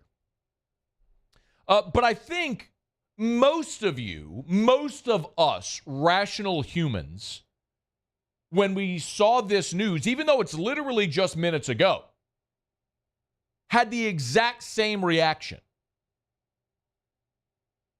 How in the hell Jake Haener on PEDs? Have you seen the guy? Like, Jake Haener, the guy who's taking glamour shot photos for his team's staff roster directory? Jake Haener, who's about as big as my right leg? Does anyone really believe Jake Haener, who is listed by the Saints at 6'1", 200 pounds, is actually 6'1", 200 pounds? Have you stood next to Jake Haener? Muse, have you stood next to Jake Haener? I haven't. I would love to see that because you're not a big guy. I'm not. Not trying to insult you, Muse, but if I had to guess, you're probably about 5'6". Yeah? Yeah, right around there. Okay, 5'6". My guess is you and Jake Haener probably pretty close to eye. He might have you by a nose. He's got to be like 5'10", I would Might think, have right? you by a nose. Yeah. Paulie, you stood by Jake Haener ever? No, yes, maybe. I have not, no. You have not stood by Jake Haener, no. But I'm going to go ahead on a limb and say Jake Haener at 6'1", 200 pounds is baloney. I'm straight up 6 foot. I'm a little heavier than 200 pounds. But I'm telling you, Jake Haener ain't 6'1", 200 pounds. You know, whenever I think of PEDs in the NFL, I think of Sean Merriman. Remember Sean Merriman, the Chargers linebacker? And he would do his, what was the celebration? He would do the lights out celebration when he would pump like that. Like, you could look at Sean Merriman, who looked like a real-life action figure, and then you heard the news he got popped for PEDs, and you go, oh, yeah, okay, that makes sense. Yeah, I got it. Like, when you heard Barry Bonds got popped for PEDs, you're like, oh, like, I remember. I remember when Barry was in Pittsburgh, and he was a pencil. I mean, Barry was the real-life incarnation of a pencil. That's what he was. Super thin, just like that. He's a pencil. And then Barry gets to San Francisco, and Barry was he was a San Francisco Giant, and Barry was a literal giant as well. His hat size went up like 5 sizes. You're like, oh, okay, I get it. PEDs, okay, that makes sense. Yeah, steroid era, got it, sure. Balco, all that stuff. Jake Haener? I mean, Jake Haener looks like the Saints kicker. What's that kid's name? Groupie, yeah. Jake Haener and Blake Groupie need to do a side-by-side for the smallest guy on the team. You're going to tell me that guy got popped for PEDs? Jake. Come on, man. Like, if you're doing PEDs, Jake, at least do the good ones that are going to make you bigger. Jake, they're not working. For what it's worth, Blake Groupie's listed at 5'7", 157. So just for comparison's sake. Get me a picture of Jake Haener and Blake Groupie standing side by. Internet, I need you to do this for me, Internet. Internet, go find me a picture of Jake Haener and Blake Groupie side by side. I need to see it. Got to see it. Jake Haener, PEDs. What is the world coming to? I mean, Mark McGuire, got it. Bass Brothers in Oakland to what he was in Jose Canseco. All the baseball, got it. All the baseball guys, got it. There's some surprising ones. Yeah. Patrick Peterson. That Pete, yeah, he got popped. DeAndre Hopkins. Hopkins got popped. It ain't a big deal in the. It's so weird. It's just not a big deal in the NFL. We don't care. Yeah. Like, people are enraged when baseball players cheat and get popped. In football, it's like 6 games. Yeah, we get it. Edelman. Julian Edelman got popped for PEDs. Also not a very big person. No. But he's bigger than Jake. He's at least thicker than Jake Haener. Thicker for sure. Yeah. Jake Haener. Think he's even more angry he got suspended since it didn't really work. He's still, just tiny guy. Here, all I'm gonna say is, like, if I'm gonna do PEDs, I better look like the Incredible Hulk. Yeah. You know what I mean? I better look like, do you ever scroll on TikTok and you get the ads for like V-Shred or whatever that thing? Or do you ever do TikTok? I mean, Instagram's the same thing. Sure. You ever get the ads for V-Shred? Yeah. It's that guy who's always like, I love donuts. It's not about carbs. And it's like that dude. He's just, he's like shoulders this big, waist this big. You know what I mean? Like that guy got 17 abs. Like, Skips leg day. If I'm doing PEDs, I gotta look like that guy. Jake Haener, PEDs. Roger Clemens. No, it was he misremembers. It was B12. It was a B12 shot. hey, Raj, like, love you, Rocket, all that stuff, Yankee fan, throwing the bat at Mike Piazza. I'm with you every step of the way, brother. Monument Park, rubbing Babe Ruth's head in Monument Park before every start. I was right there with you, bro. Who are you kidding? Jake Haener. Roger Clemens, that's what you should look like when you've been on PEDs. You should gain 50 pounds of muscle. Jake Haener? Oh. Jake Haener looks like someone just shoved him in a locker. Maybe that's why he got on PEDs. Potentially. Yeah, it makes sense. Oh, Blake Groupie, look out, you're next. Yeah. Out there. They're really not going to recognize Groupie then. Picking on the little ones. All right. Whatever. I will say, though, that I am curious. Clearly, this is why the Saints changed the Taysom designation from tight end to quarterback. But I will be very curious to see if they decide to take advantage of the third quarterback rule, the emergency quarterback rule, have Jameis dressed but not count against the actives. And if it's a way to sneak another active player onto the roster for game day. And maybe, and look, if you get into a situation where if something were to happen to Derek Carr, then Taysom goes and plays quarterback. Like it is an actual, really plausible thing that you could do in a given week to sneak somebody else onto the active roster for game day. So maybe they do it. Okay, let me knock out a quick break. We'll come back. We'll head up to Tennessee. Turron Davenport, ESPN NFL Nation reporter covering the Tennessee Titans. We'll get to that next. Stay here. It's AFR. AFR. Brought to you by River City's 1 Hour Air, where they're always on time or you don't pay a dime. Earlier today, I was getting off of I-12 at Essen, and I was at the red light, and then just crossing right in front of me, there was a big yellow van from River City's 1 Hour Air crossing right in front of me, going to help another homeowner who was unfortunately caught with this 100-degree temps with no AC. Do what I did if you find your AC not working or struggling to keep up. Call River City's 1 Hour Air. Do what Jake Trahan did, who sent this 5-star Google review. He said, Jacob, the technician, went above and beyond to make sure the job was done correctly. He was one of the most professional people that I have ever encountered. I would recommend Jacob and this company to everyone I meet. Thank you. That's Jake Trahan recommending River City's 1 Hour Air. 752-0001, 752-0001, or online at onehourbr.com. River City's 1 Hour Air, where they're always on time or you don't pay a dime. Follow us on Twitter at 1045ESPN to cast your vote in the Citizens Bank and Trust Poll of the Day. Vote daily inside Off the Bench, live at lunch on Palmer. And after further review, Citizens Bank and Trust brings you the Poll of the Day via Twitter at 1045ESPN. Bayou Ford has the new inventory to get you in a new Ford truck or SUV today, or customize your next vehicle just the way you want it. All new Bayou Ford vehicles come with a 1 million mile powertrain warranty. The crew at Bayou Ford is going to do right by you. When is a taco more than just a taco? When it's Government Taco. Voted best tacos 3 years in a row by 225 Magazine, Government Taco puts the most delicious spin on tacos the capital area has ever seen. With creative combinations like the Magna Carrot, the Filibuster, or the Steak of the Union. Plus perfect tortilla chips paired with the best salsa and queso you've ever had. And happy hour every day from 3 to 6 p.m. and all day on Thursday. Government Taco, 5621 Government Street. The Windsor Senior Living Community in Mandeville, Louisiana is a beautiful, vibrant apartment community geared towards seniors.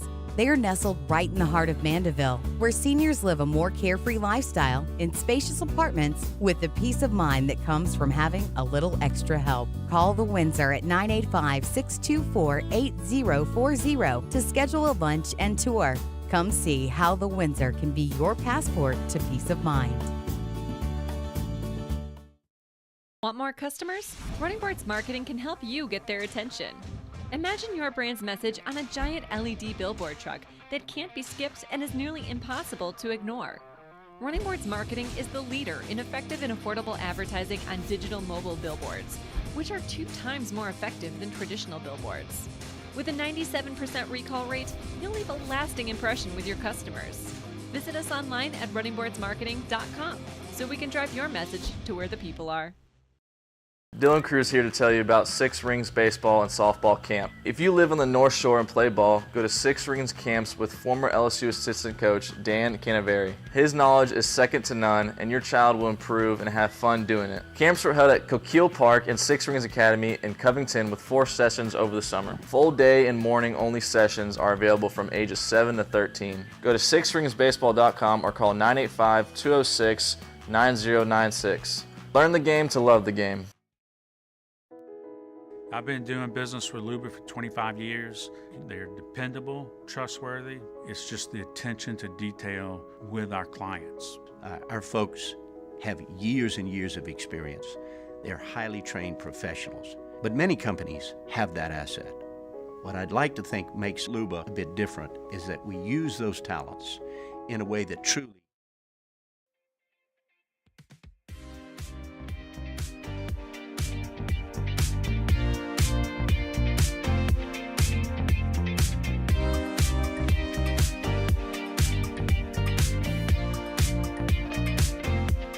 After further review with Matt Moscona, presented by Plucker's Wing Bar, open till midnight or later every night of the week, where every Monday is all you can eat wings. Plucker's Wing Bar. If you don't like our wings, we'll give you the bird.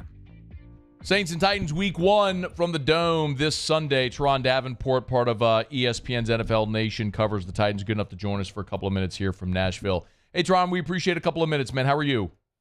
Oh, everything's good. How are you? Doing very well. We appreciate the time. Man, I'm so interested in Tennessee. Obviously, everyone's going to talk about the quarterback situation there with drafting a quarterback each of the last 2 years highly, but it still looks like it's Ryan Tannehill's team. How did that play out this year in camp?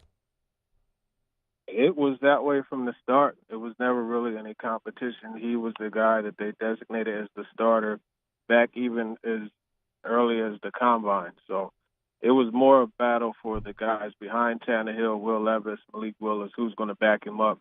And they still haven't named anybody to be the number 2. So that's something that'll probably come out Sunday right before kickoff. After watching them in training camp and in the preseason, any opinion of either or both of them? It's really hard to separate the two just because Will Levis' grade is just pretty much incomplete. He was out for a bit. The joint practices in Minnesota, that Thursday he left at the very end of practice, and he was not really a full participant in any others until this week where he was back, but we didn't see those full ones. But Malik Willis shows some progression, and he's someone that seems to have the inside track for that backup job. So I would say just because of the familiarity with the scheme, just as far as it's different from last year, but similar. So I think that has helped Malik Willis, and then also just some of the things he's able to do just as far as learning to work through the progressions, just making plays with his foot. Those type of things are better. Turron, I saw on your Twitter earlier today, or I guess X, you got a video of Arden Keyes, former LSU Tiger. Everyone here knows and watched Arden Key play a lot, during his college days. I'm curious. Looks good, man. I'm curious what role he may have this weekend and on this team. Yeah, Arden Key's going to have a big role this weekend just because he's a part of that pass rush that they look to improve. And then you look at Harold Landry coming back. He just has found a way, and I remember talking to him earlier this preseason and in camp, and he said that he started to learn to take things a little more serious and not just try to get by on athletic ability alone. So you're seeing a wiser player, a guy who's just taking advantage of the opportunity a little more, and he's excited about getting the chance to be a full-time player as opposed to situational how he was in Jacksonville. May looks like he's in great shape, too. Turron Davenport is our guest, ESPN NFL Nation reporter covering the Titans, previewing this weekend's matchup in New Orleans. We've been talking a lot here this week, Turron, about that Titans run defense, which led the NFL last year, and the Saints running game, which looks like, of course, it's going to be without Alvin Kamara, potentially without Kendre Miller as well. Any reason to think that this Saints offense might be able to move the ball on the ground against Tennessee? No, I don't really think there is any reason to think that, to be honest with you, because even though Trevor Penning is a really good addition, I like Eric McCoy at center, Jeffrey Simmons watch 93, Tierra Tart. They're both guys that are really good at being able to, get that penetration into the backfield and reroute the running back. Then I'd love a thought on the Titans secondary and how those Saints receivers and Derek Carr might match up against Tennessee's DBs. Yeah, I mean, it's really the Michael Thomas, Chris Olave show. I think the one that they should be concerned about the most is Rashid Shaheed, just because of the speed that he brings. Olave brings up plenty of it also, but I don't know that they match up really well with those two guys. I think you look at Michael Thomas, they're typically able to match up against those bigger, more physical players like him. So that shouldn't be much of a problem. But I know the Saints will do everything they can to get him the ball and get him involved after being away for so long. Tyjae Spears, local kid, of course, played at Tulane. A lot of people here watched him play his collegiate career, and obviously was a fantastic running back at Tulane. He's there in Tennessee. What's a realistic expectation for him year one? Yeah, I mean, he's going to be involved heavily in the passing game and the rushing attack. I think he showed that he could be a valid weapon for them. And I mean, number-wise, I don't really have a realistic expectation. I just think he's going to be involved. And, I would say, 10 to 15 touches or so would be something that's reasonable to expect for him. Special teams. The line is 3 on this game if it comes down to a kick or a play in the third phase. Thoughts on the Titans in the third phase? That's something that's still to be determined. Nick Folk, he is a guy that, he was 4 out of 5 from 50-plus last year. He's been consistent between 40 and 49. So it's just in year 16, how much will he still be able to do that? That's the main thing. And he's a guy they just got in there. So there's still, some familiarity that needs to be attained as far as that battery is concerned. The long snapper Morgan Cox to the holder Ryan Stonehouse to Nick Folk kicking. And then you also have the aspect of him on kickoffs. Can he get that into the end zone, for the touchback? That's something that he wasn't able to do consistently last year. So will he be able to do that this year? We shall see. I will say the punter is outstanding. He's one of the best in the league, and he's a guy that, he averaged, was a 44.6 net yards per punt last year, which was an NFL record. Turron, before you go, if Mike Vrabel has a blueprint for Sunday for the Titans, how does that go? It's that first drive on offense, drive down the field, consisting of Derrick Henry, some play-action passes, but take the crowd away immediately. That's really the goal that he has. They want to get off to an early lead and then go in and be able to, build on that lead and slow the game down. Keep it from the track meet that the Saints typically like to have. They work with a lot of tempo on offense, so that's something that they're going to look to do, and I think that's the key to victory. That's the blueprint for Mike Vrabel, not turn the football over, get an early lead, and just load on to that and let that defense do what it has to do. He is on Twitter at @Davenport_NFL if you want to give him a follow to get some Titans coverage before the Titans and the Saints square up noon Sunday in the Dome. Turron, we appreciate a couple of minutes, man. Thank you. Yeah, for sure. No problem. Take care. Same to you. Turron Davenport, ESPN NFL Nation reporter there covering the Titans up there in Nashville. Remember, Cade York is on the Titans roster as well now. He got cut by Cleveland. Tennessee picked him up. He's on the practice squad. Nick Folk is the kicker, and the idea, Mike Vrabel has said, is that they're going to bring Cade York along slowly and develop him, and he's a great talent. But he was obviously drafted high by Cleveland, and there was tremendous expectation that he didn't meet. They cut him, moved on. Tennessee's going to try to give Cade York in his career new life, maybe a second life. It's interesting. I was thinking about it.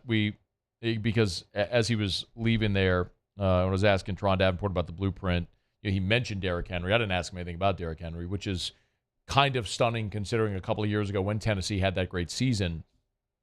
Derrick Henry was the NFL rushing leader and was an MVP candidate. It was awesome. I'm really. It's it's going to be interesting to watch how the Saints' defensive front seven can match up against Derrick Henry. That's always the key whenever you're playing Tennessee, is they want to lead with the run with Derrick Henry and let Ryan Tannehill pass. You run to set up the pass, which is sort of counterintuitive to what most teams do in the NFL today, in the modern NFL, but that's what the Titans want to do. So can you stop Derrick Henry without David Onyemata, without Shai Tuttle, with that new defensive line that you've rebuilt, and obviously with a linebacker core leading with DeMario Davis and Pete Werner, and maybe Jalen Smith. We'll see if he's active this week. But you know what it is for the Saints' rush defense, which was so elite for so many years, had that long streak of not allowing a 100-yard rusher, and then all of a sudden things deteriorated at times last year. Now that defensive line's been rebuilt. So I don't know that you could have a bigger test, like literally and figuratively, with Derrick Henry being this giant running back in week 1 against Titans. Okay, it's After Further Review, brought to you by Mold Zero USA, mold-0usa.com, mold-0usa.com. Patented non-toxic dry fog. Say it to you every day. I mean, patented means nobody else can do it. Non-toxic mean it's not going to affect anything in your home, your office, and it's a dry fog. So it's dry. They come in, they spray the fog, because it's fog, it'll give it to every nook and cranny. So wherever that mold, those other, you're in a clean-smelling, odor-free, pathogen-free, mold-free home, office building, apartment complex, whatever it may be. It's Mold Zero. It's cost-effective. It's less invasive. It's Mold Zero. Mold-0usa.com. Mold-0usa.com. All right, y'all. It's After Further Review. Glad you're hanging out with us here. If you missed hour number 1, we did go through some of the changes that we might see for LSU this weekend, and not necessarily just personnel changes because of how anybody might have played against Florida State, but because you're playing an opponent that you're likely going to handle with ease and have the opportunity to play a lot of players on Saturday. So we did that in hour number 1. Talked about Dennis Allen's hot seat. CBS Sports has Dennis Allen rated number 2 in the NFL on their hot seat rankings. Number 1, Ron Rivera. Number 2, Dennis Allen. So we talked about that in hour 1. If you miss anything, AFR On Demand presented by Breck Golf. Book your tee time at golf.breck.org. That's golf.breck.org. Again, if you just are joining us, the breaking news in the NFL today as it pertains to the Saints. Saints rookie quarterback Jake Haener suspended 6 games for violating the league's policy on performance-enhancing drugs. So Jake Haener out the first 6 weeks of the NFL season. Okay, Russ Mitchell's with us in 30 minutes. Glad to have you aboard. Could Caleb Williams skip this year's NFL draft?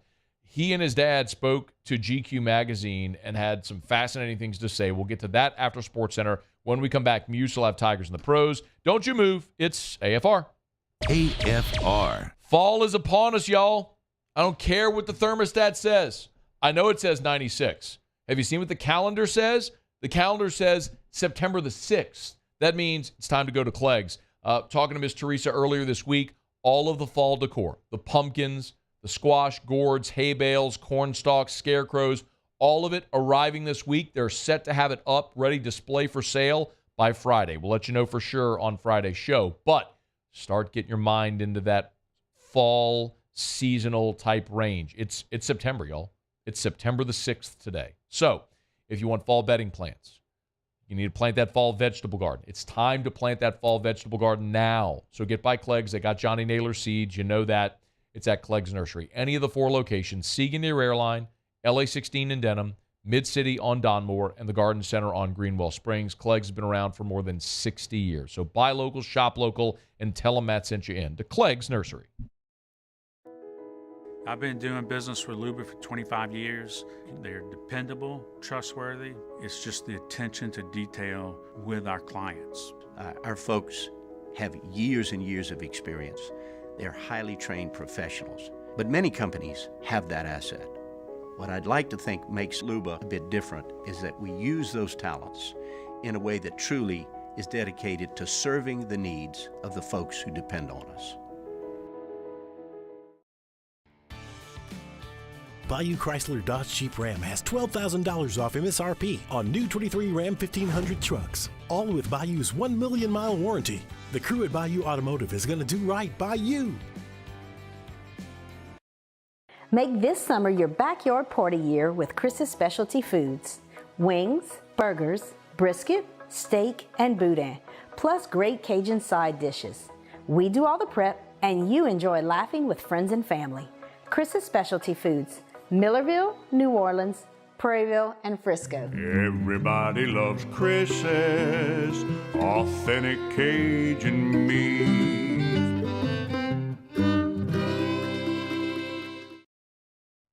Scooncha, fall in the air. Fall is right around the corner, which means fall fishing is, which means it's time for you to take your boat to the next level with front-to-back boat service in a bunch of different ways. You want a custom stair job, you can have a ton of fun out there on the water.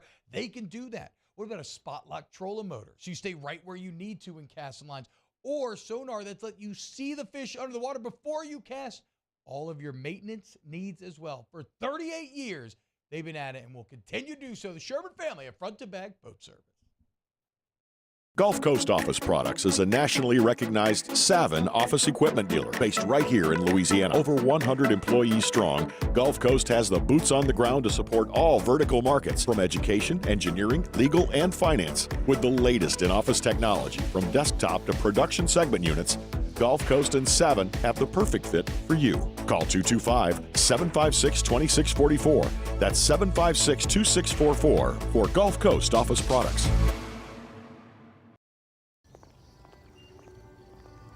Would a couple that just came from a couples massage have any use for the massage seats of the Infiniti QX60? Yes, it appears they would. With driver and passenger massage seats, mute all your notifications and feel infinitely you.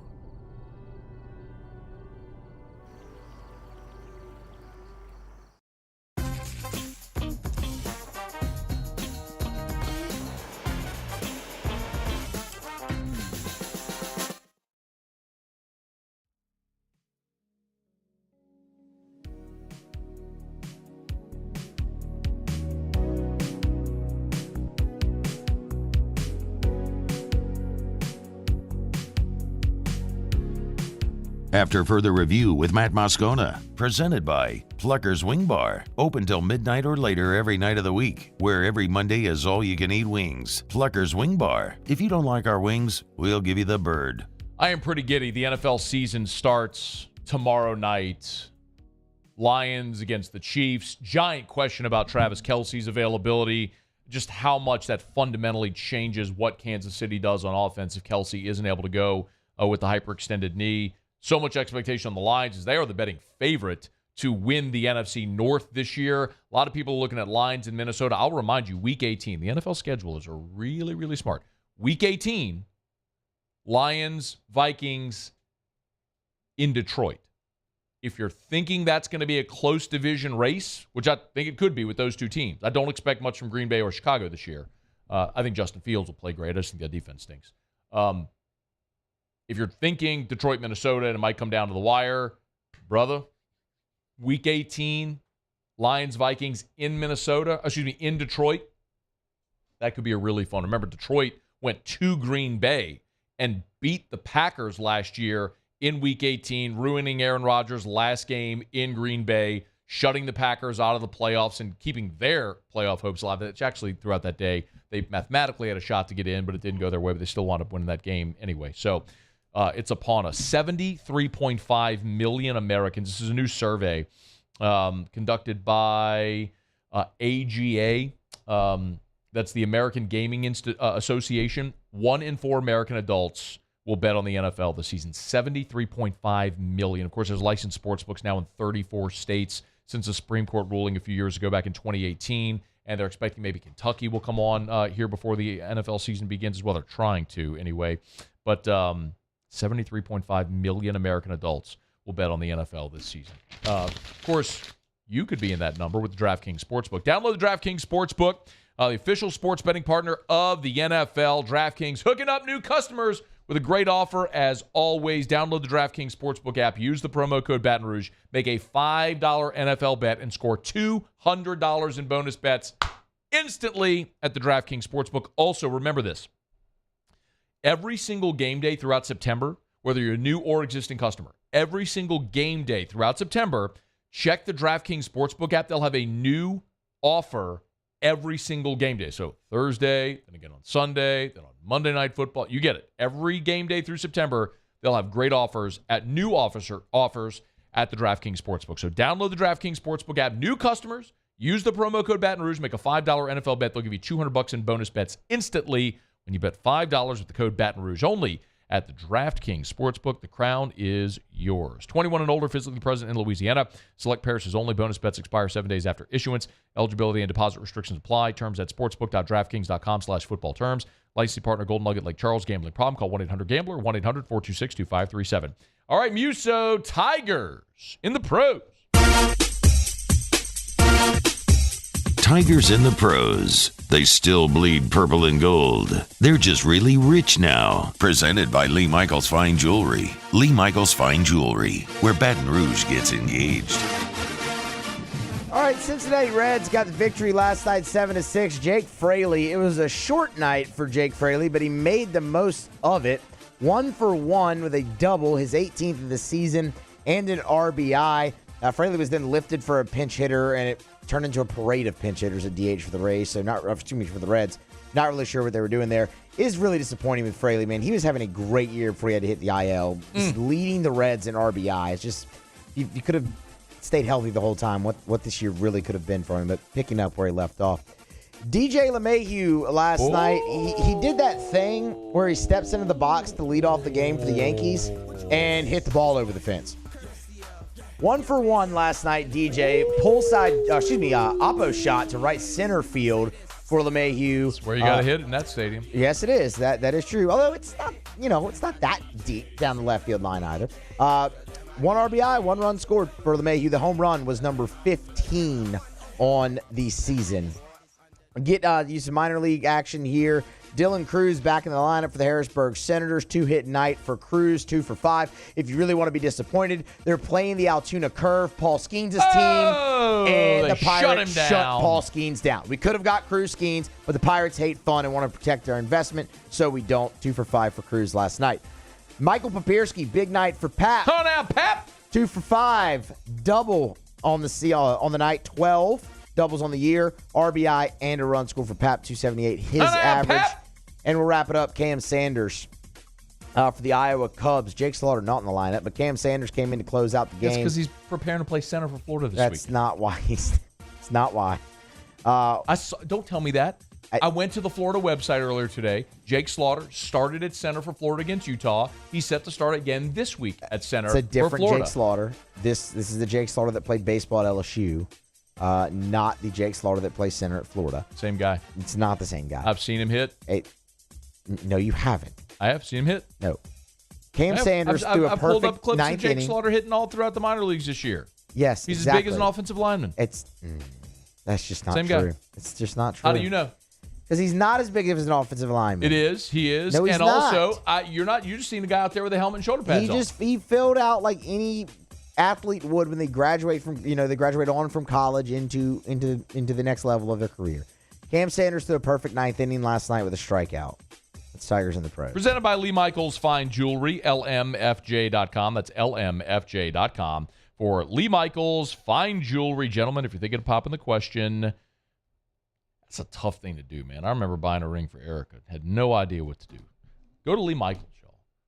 They got experts. You'll always get the Lee Michaels experience no matter your budget. You check them out online at lmfj.com. That's lmfj.com. Or go to any of their locations. 2 in Baton Rouge, New Orleans, Lafayette, Shreveport. Lee Michaels Fine Jewelry. lmfj.com for Lee Michaels Fine Jewelry. Brian Kelly was asked on the teleconference today how his team has responded in practice this week after the loss to Florida State. Practice hasn't been the issue, really. Their preparation has been really good. It was the performance end of things that really was concerning, and that is going to be, still central to the growth of our football team is, flipping it from preparation to performance. And so, those adjustments have been made already. We expect to perform at a higher level. We need to perform at a higher level, but you can imagine nobody's very happy. Everybody is certainly paying attention to the details necessary to be prepared to be their best when their best is needed. and that's going to be this Saturday. We talked about a lot of teams in week one that weren't really challenged, and the general theme when you're in Alabama playing Middle Tennessee or you're Ole Miss playing Mercer, you're not going to learn much about your team in a positive way, but if things don't go well, that's a concerning thing. So I don't know that anything that happens against Grambling will be affirming for LSU. We'll really get to know when they go to Starkville and then, of course, home against Arkansas. It's After Further Review. SportsCenter gets caught up on national headlines. AFR. Brought to you by South Point Volkswagen and SouthPointVW.com, the great German engineering. Of course, you know that. When you think German engineering and German vehicles, you know you're buying the best. World-renowned vehicles, that's what Volkswagen is. But they're manufactured right here in the U.S. of A. at their Chattanooga, Tennessee plant. A couple summers ago when we were driving up to Gatlinburg, we drove right by, as we're going through Chattanooga, where you see right off the interstate, that gigantic Volkswagen manufacturing plant. So you're supporting American jobs. You're getting the great German engineering, the 9 different IIHS top safety picks, the highest safety designation. And because South Point Volkswagen is Louisiana's largest volume Volkswagen dealer, they have more inventory than anyone. Even if they don't have what you're looking for on the lot, they can get it. Go design your own car at the website, work out your financing. It's all there. SouthPointVW.com. That's SouthPointVW.com. It's South Point Volkswagen. What's your direction? I'm Chris Nakamoto, and here's what I'm working on for my stories on WBRZ Channel 2 tonight. The disgraced former Plaquemine police chief admitted today that he violated the terms of his probation. Plaquemine police officers reported Kenny Payne stalking them and calling them on the phone. Former Chief Kenny Payne was convicted in 2022 of felony charges after he solicited sexual favors from a woman in exchange for having criminal charges dropped against her boyfriend. Find out what happened to him today. I'm Chris Nakamoto from WBRZ. Watch more tonight on WBRZ Channel 2.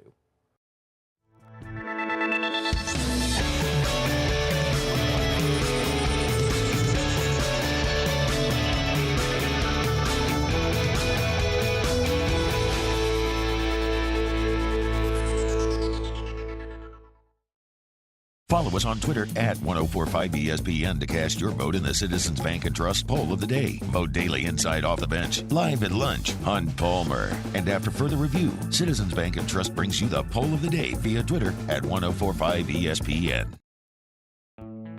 The importance of doing this fortified program and offering it to people down here is, number one, the only real chance you're going to get to do this is when you put on a new roof or build new.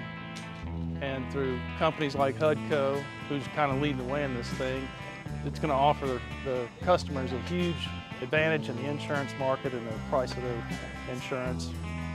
You know, we're not looking to make a fortune off fortifying. We're trying to give you a better product than our competitor at the moment.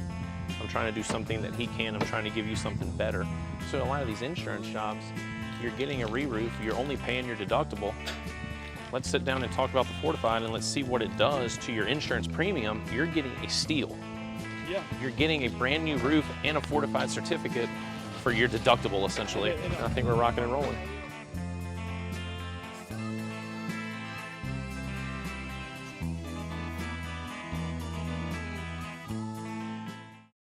Want more customers? Running Boards Marketing can help you get their attention. Imagine your brand's message on a giant LED billboard truck that can't be skipped and is nearly impossible to ignore. Running Boards Marketing is the leader in effective and affordable advertising on digital mobile billboards, which are 2 times more effective than traditional billboards. With a 97% recall rate, you'll leave a lasting impression with your customers. Visit us online at runningboardsmarketing.com so we can drive your message to where the people are. Dylan Cruz here to tell you about Six Rings Baseball and Softball Camp. If you live on the North Shore and play ball, go to Six Rings Camps with former LSU assistant coach Dan Canaveri. His knowledge is second to none, and your child will improve and have fun doing it. Camps were held at Coquille Park and Six Rings Academy in Covington with 4 sessions over the summer. Full day and morning only sessions are available from ages 7 to 13. Go to sixringsbaseball.com or call 985-206-9096. Learn the game to love the game.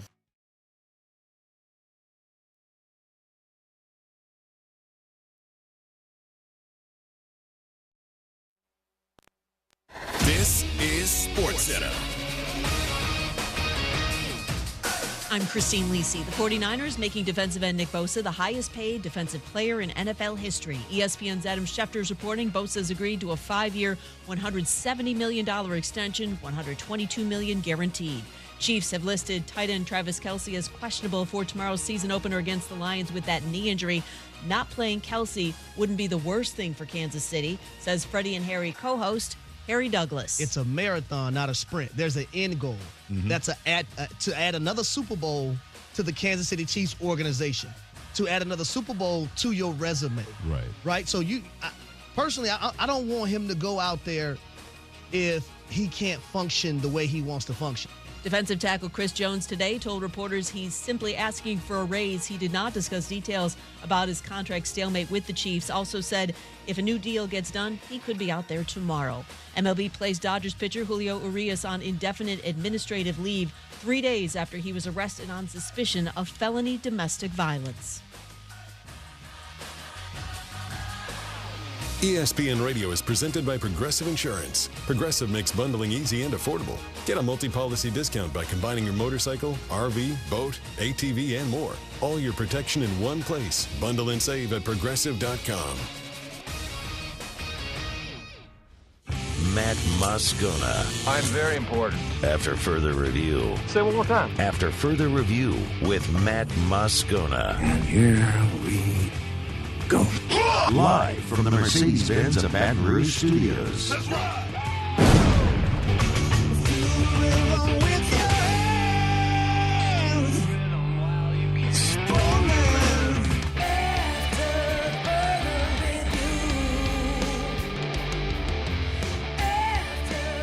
Hour 3, off we go. Welcome aboard. Glad you're with us. AFR, presented by Pluckers. I'm Matt. This is Shaq O'Neal, and I hate Matt. Paul O'Neal. They're chanting Paul O'Neal's name.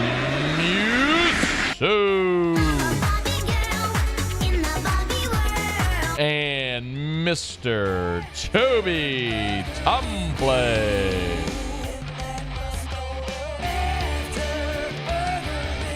All right, we're here. Glad you are as well. 5 o'clock, quitting time. Glad you're driving home with us.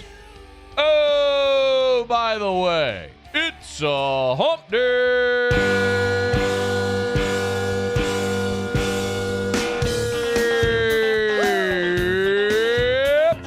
It's hump day. Let's hump, everybody. Mike. What day is it, Mike? Russ Mitchell. Hump day. Picked LSU 4-8 last year. It's hump day. Idiot.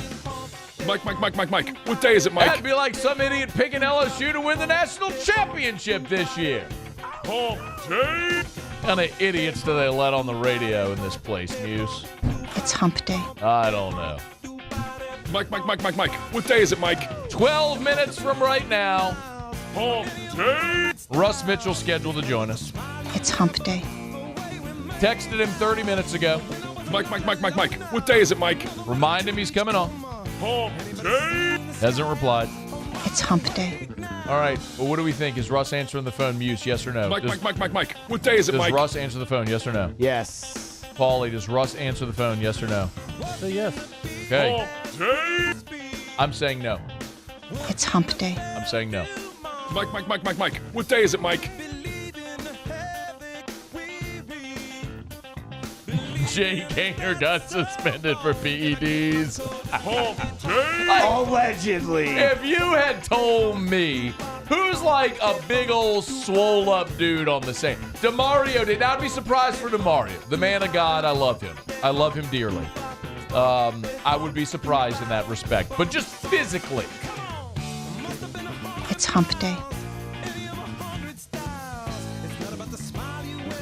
If you had told me the rookie that got popped for PEDs was Isaiah Foskey, I'd be like, okay. Mike. What day is it, Mike? Big old 270-pound dude, giant arms, swolled up. No doubt he's worked hard for it. But, like, if you had told me that, I'd be like, okay, I get it. Hump day. Jake Haener got popped for PEDs. That's like Muse getting popped for PEDs. For real, though. That's like Blake Groupie getting popped for PEDs. For real. Like, what? What? What? That guy? Oh, Jake. Hey, Jake. They're not working. All right, it's after further review. Let's get going here. Hump Day Show is brought to you by Pluckers. Glad you're hanging out. Having a little fun. Earlier this week, some of you kind of disagreed with me. LSU lost to Florida State on Sunday. You know that. Monday, I went hard, and I was like, LSU's got to call Nichols right now. Call him right now and move that week 2 game next year to week 0 so you have your week 0 game before you go out to Vegas and play USC. Now, I'll tell you, there is virtually no chance that happens because I did follow up and ask about even the possibility. And I was basically told, no, that's not happening. But I still say you should do it. Now, if LSU goes and plays Southern Cal and they're working in a new quarterback, you feel a little bit better about that game. Now, LSU will have a new quarterback next year, which we all presume will be Garrett Nussmeier. But Southern Cal, of course, we all expect Caleb Williams, the reigning Heisman Trophy winner, is going to go off to the NFL and presumably be the number 1 pick in the draft and go have hopefully a long, successful NFL career. And the Saints don't have to worry about him. It's interesting, though, because LSU may not actually be rid of Caleb Williams. So GQ did a profile on the Southern Cal quarterback. GQ Sports, you can go read it. It's everywhere. If you go online, you can see it. And the headline is a cool photo there. Caleb Williams holding the helmet.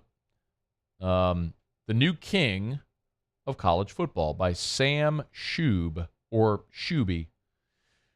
It's a long feature piece, and it's very well done. But the thing that has gotten the most attention is comments made by Caleb Williams and his father, Carl Williams.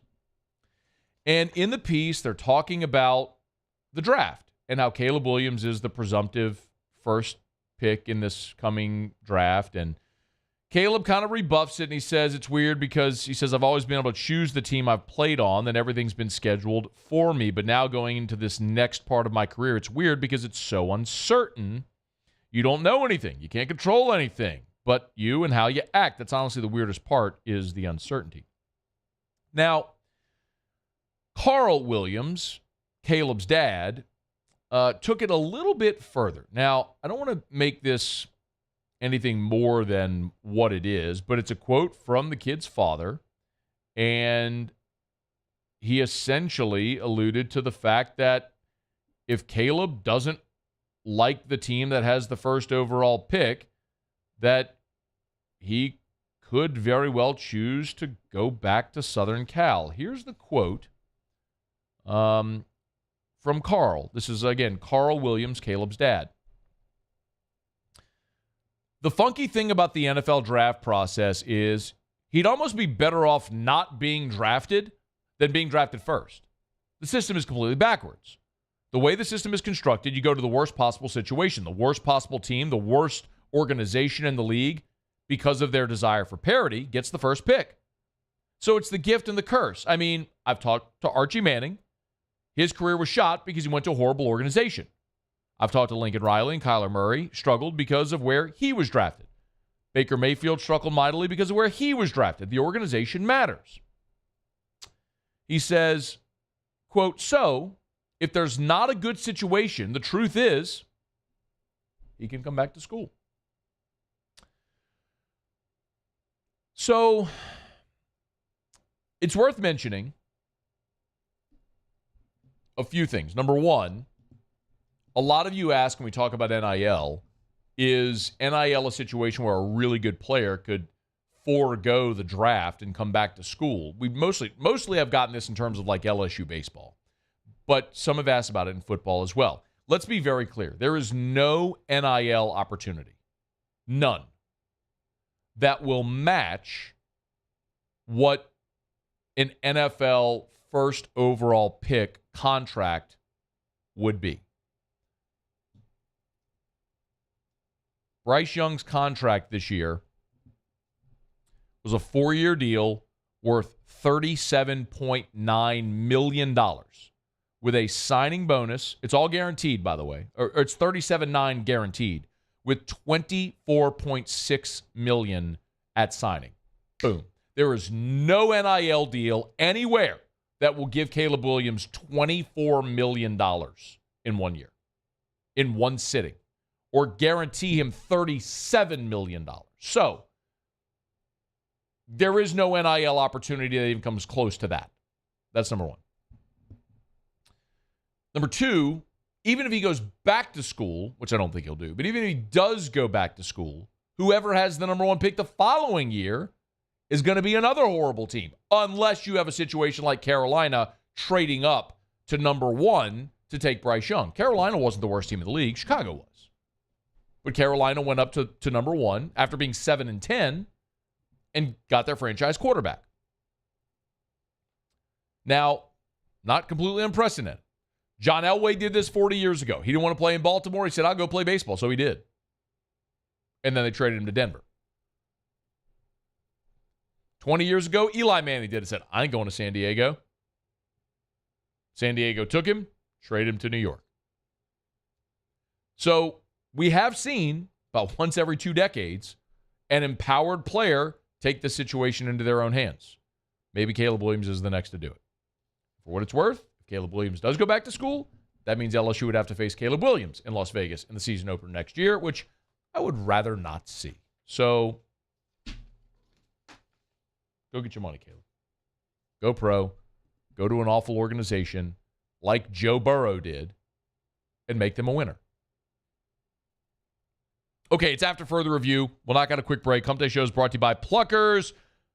Russ Mitchell scheduled to join us. Oh, he texted. Hold on. He's ready. Russ Mitchell next. AFR. Hump Day Show is brought to you by Pluckers Nicholson. Bluebonnet, dine-in, carry-out, or delivery with 28 flavors of award-winning jumbo chicken wings, ice-cold draft beer, full-service bar, sports on TV tonight and every Wednesday. Trivia. 7:30 Bluebonnet, 8 o'clock Nicholson. Get your team together.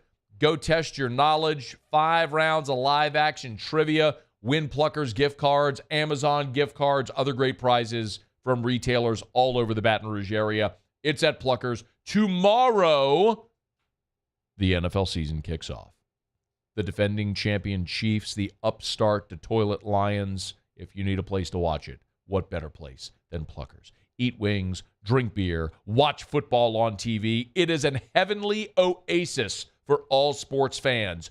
It is Pluckers. Nicholson, just south of campus. Bluebonnet, right in front of the Mall of Louisiana. Go play trivia tonight at Pluckers, where if you don't like our wings, we'll give you the bird. Officially, it's a fridge full of beer. Unofficially, it's free AC. Coors Light, the official beer of everything unofficial.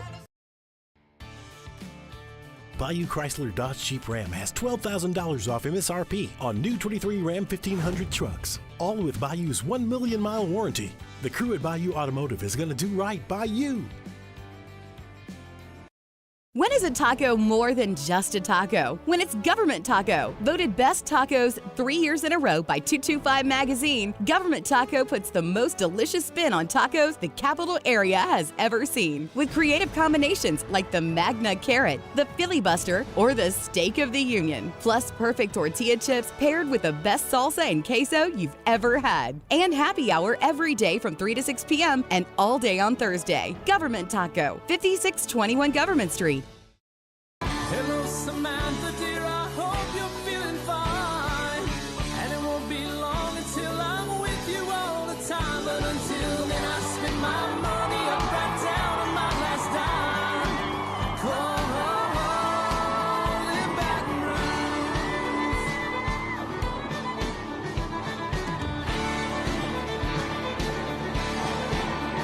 I'm ready, what you put me on through. Gotta send my love down to I've been doing business with Luba for 25 years. They're dependable, trustworthy. It's just the attention to detail with our clients. Our folks have years and years of experience. They're highly trained professionals. But many companies have that asset. What I'd like to think makes Luba a bit different is that we use those talents in a way that truly is dedicated to serving the needs of the folks who depend on us.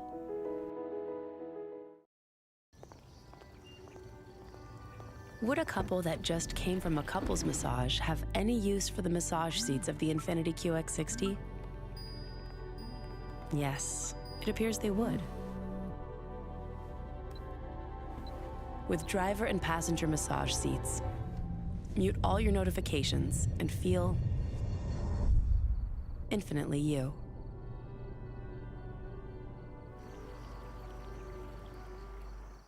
Gulf Coast Office Products is a nationally recognized Savin office equipment dealer based right here in Louisiana. Over 100 employees strong, Gulf Coast has the boots on the ground to support all vertical markets, from education, engineering, legal, and finance. With the latest in office technology, from desktop to production segment units, Gulf Coast and Savin have the perfect fit for you. Call 225-756-2644. That's 7.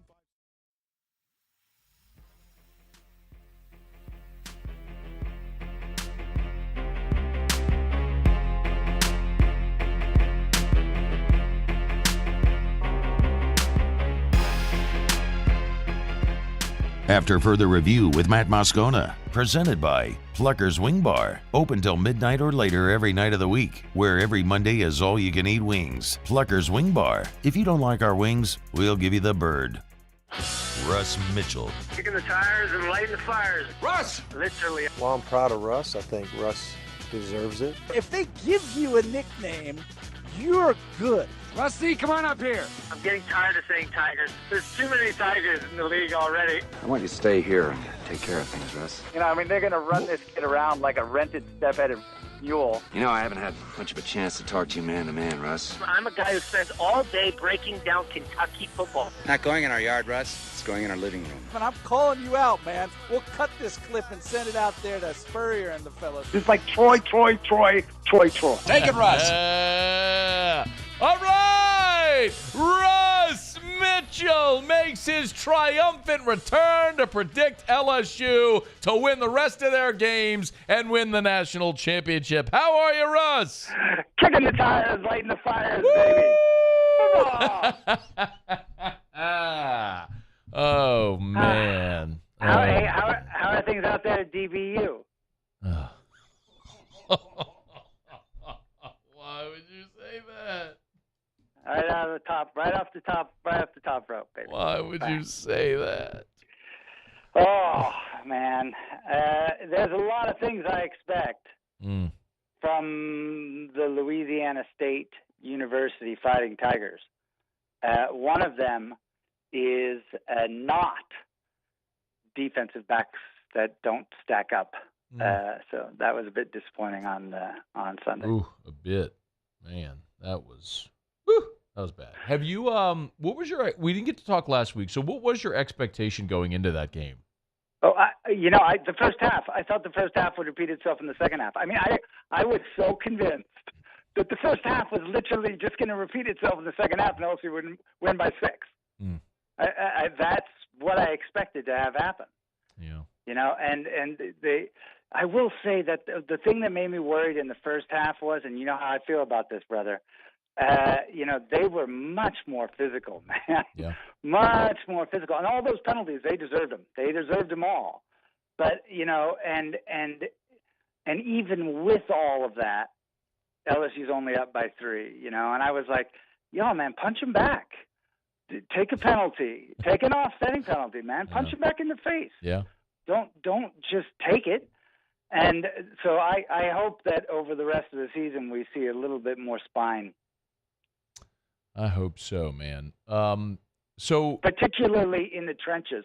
I don't know if you guys talked a lot about that, but of course, yeah. The second, of course. Yeah, the second half was a little disappointing. I thought LSU's defensive front played well, and they're going to get Mason Smith. Mekhi Wingo was great. They're going to get Mason Smith back, but on the offensive side, in particular the right side of the line, man, it It was tough to watch. Have you altered what was your?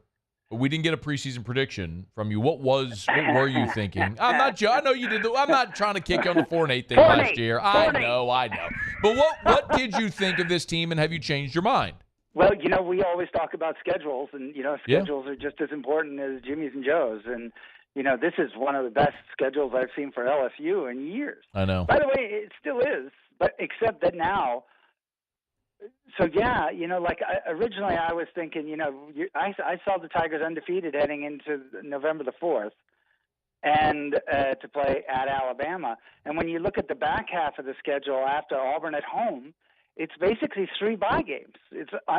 Army, then a bye week, and then, dude, man, playing Georgia State on November the 18th is embarrassing, man. That's embarrassing. What you gonna do? Like, what are you gonna do? The 18th, it's the week before Thanksgiving, and you're playing Georgia State. Blame the league. All these yellow belly coaches that only want to play 8 league games. The thing I'm worried about now, though, is Mississippi State doesn't have that bad of a pass defense. Ole Miss doesn't have that bad of a pass defense. You're on the road in both games, and you're against Ole Miss, especially with your pass defense. Is your pass defense going to be able to stop State and Ole Miss? No. I don't know. I don't think so. I don't think they're going to see. I think you lose one of those games. I think you lose either Mississippi State or you lose Ole Miss. Yeah, you could. And I didn't see that before Sunday. Yeah, you got back-to-back road conference games, by the way, at Ole Miss, at Missouri, before you come home against Auburn. And historically, it's been very hard to go on the road in the league in consecutive weeks and win both of them. So that is a little spot where you'd say at Ole Miss, at Missouri, could you potentially drop one of those? And maybe Ole Miss would be that one you run into a buzzsaw that day, but. We'll see.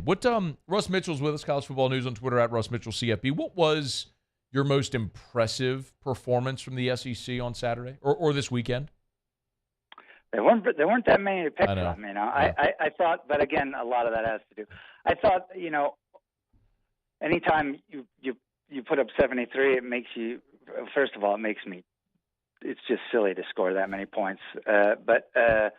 I thought Ole Miss's offense looked good. I wasn't that actually impressed with their defense, even though they only gave up 7 points. You gave up a lot of yards to Mercer, 200 plus, 100 yards rushing. That,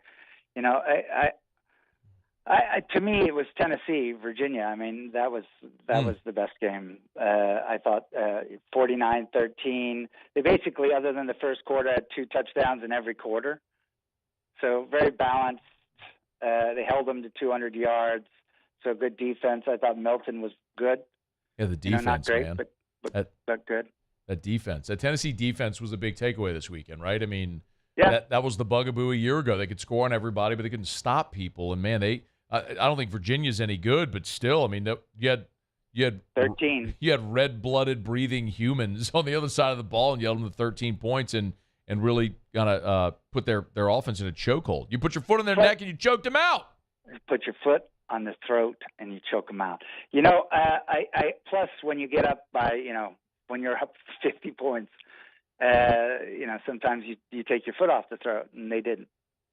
How bad is Florida?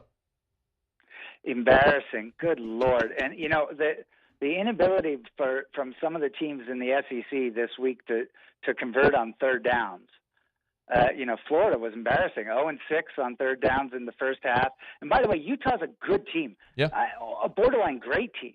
They've won the Pac-12 back-to-back years, and they are a really good team. And playing in Salt Lake is not an easy place to play. It's there's a lot of elevation there, and it's a different thing. And for Florida, it doesn't really go that far west. That was a long way. I didn't think the Gators would win.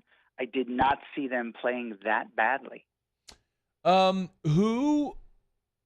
got real problems. We'll get to more Florida here in a second. Which last one on last weekend, we'll break. We'll come back. We'll preview the weekend ahead. Which blowout was more impressive? Auburn, first game under Hugh Freeze, scoring 59 against UMass, which had a week 0 game and won on the road, or Texas A&M hanging 52 on New Mexico. Yeah, it's interesting because those are the two interesting games this week, right? Is the game against Cal, right, and the game against Miami. Yeah. I think A&M, because I expect Hugh Freeze's offense to put up yards and points. A&M, other than the LSU game, A&M didn't score more than 28 points the whole season. The whole season didn't have a single game where they knocked up more than 28 points. So to come out and ring up 52 in the first game of the season when you're ironing some things out, but Bobby knows offense.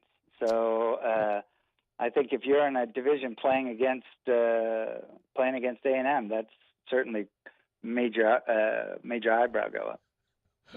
I got a tweet from Sam who said, "Is Russ Mitchell calling from his mom's basement's rotary phone?" Hey, Sam. Well, I can't say that, can I? Yeah, you can. You can say it. No. You don't even know what I was going to say. But if I'm governing myself, then that pretty much tells you that what I was going to say was very inappropriate. All right. Russ Mitchell is with us. Hang on. We'll knock out a quick break. We'll come back. We'll finish with Russ. I want to talk about this weekend ahead in the conference, including the gigantic one in Tuscaloosa with the Longhorns and the Crimson Tide. We'll get to it. It's AFR. AFR. Brought to you by Rouse's, the official supermarket of the New Orleans Saints. Of course, if you're going to be watching football this weekend, let me rephrase that. Of course, you're going to be watching football this weekend. So, for your game watch party, for your tailgate out at Tiger Stadium, whatever it is that you're going to be doing, you're going to be grilling and chilling, and you're going to need Rouse's, the official supermarket of the New Orleans Saints. You can always get by Rouse's. You can pick up your meats. For the grill, you can pick up all of your cold beverages, ice cold Bud Light, of course. You can get all that you need, your party trays, everything. It's all there for you at every Rouse's location, from Lake Charles to Orange Beach, Alabama. 60 locations of Rouse's. You know where the Rouse's is nearest you.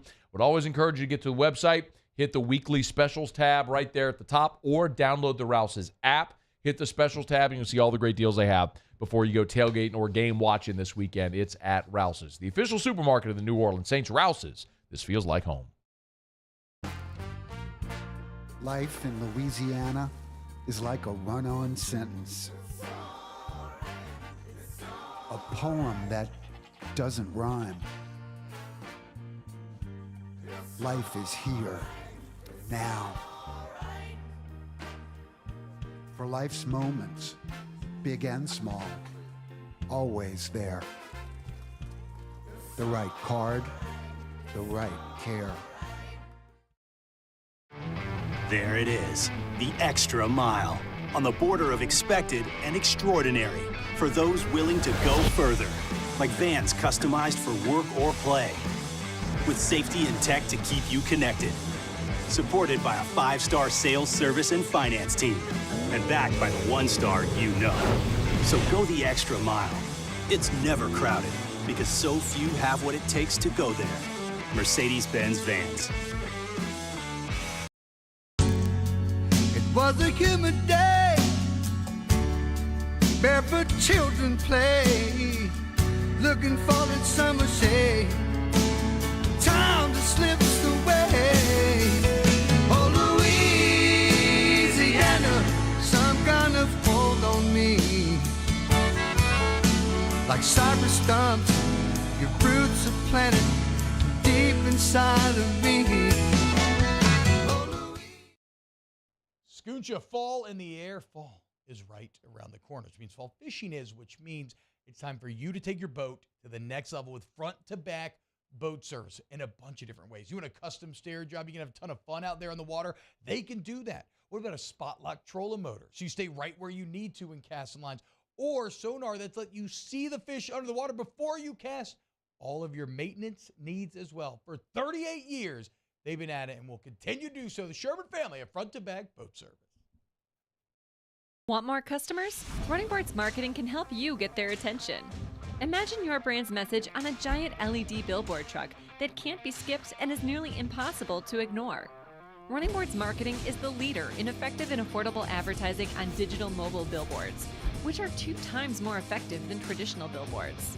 With a 97% recall rate, you'll leave a lasting impression with your customers. Visit us online at runningboardsmarketing.com so we can drive your message to where the people are. Dylan Cruz here to tell you about Six Rings Baseball and Softball Camp. If you live on the North Shore and play ball, go to Six Rings Camps with former LSU assistant coach Dan Canaveri. His knowledge is second to none, and your child will improve and have fun doing it. Camps were held at Coquille Park and Six Rings Academy in Covington with 4 sessions over the summer. Full day and morning only sessions are available from ages 7 to 13. Go to sixringsbaseball.com.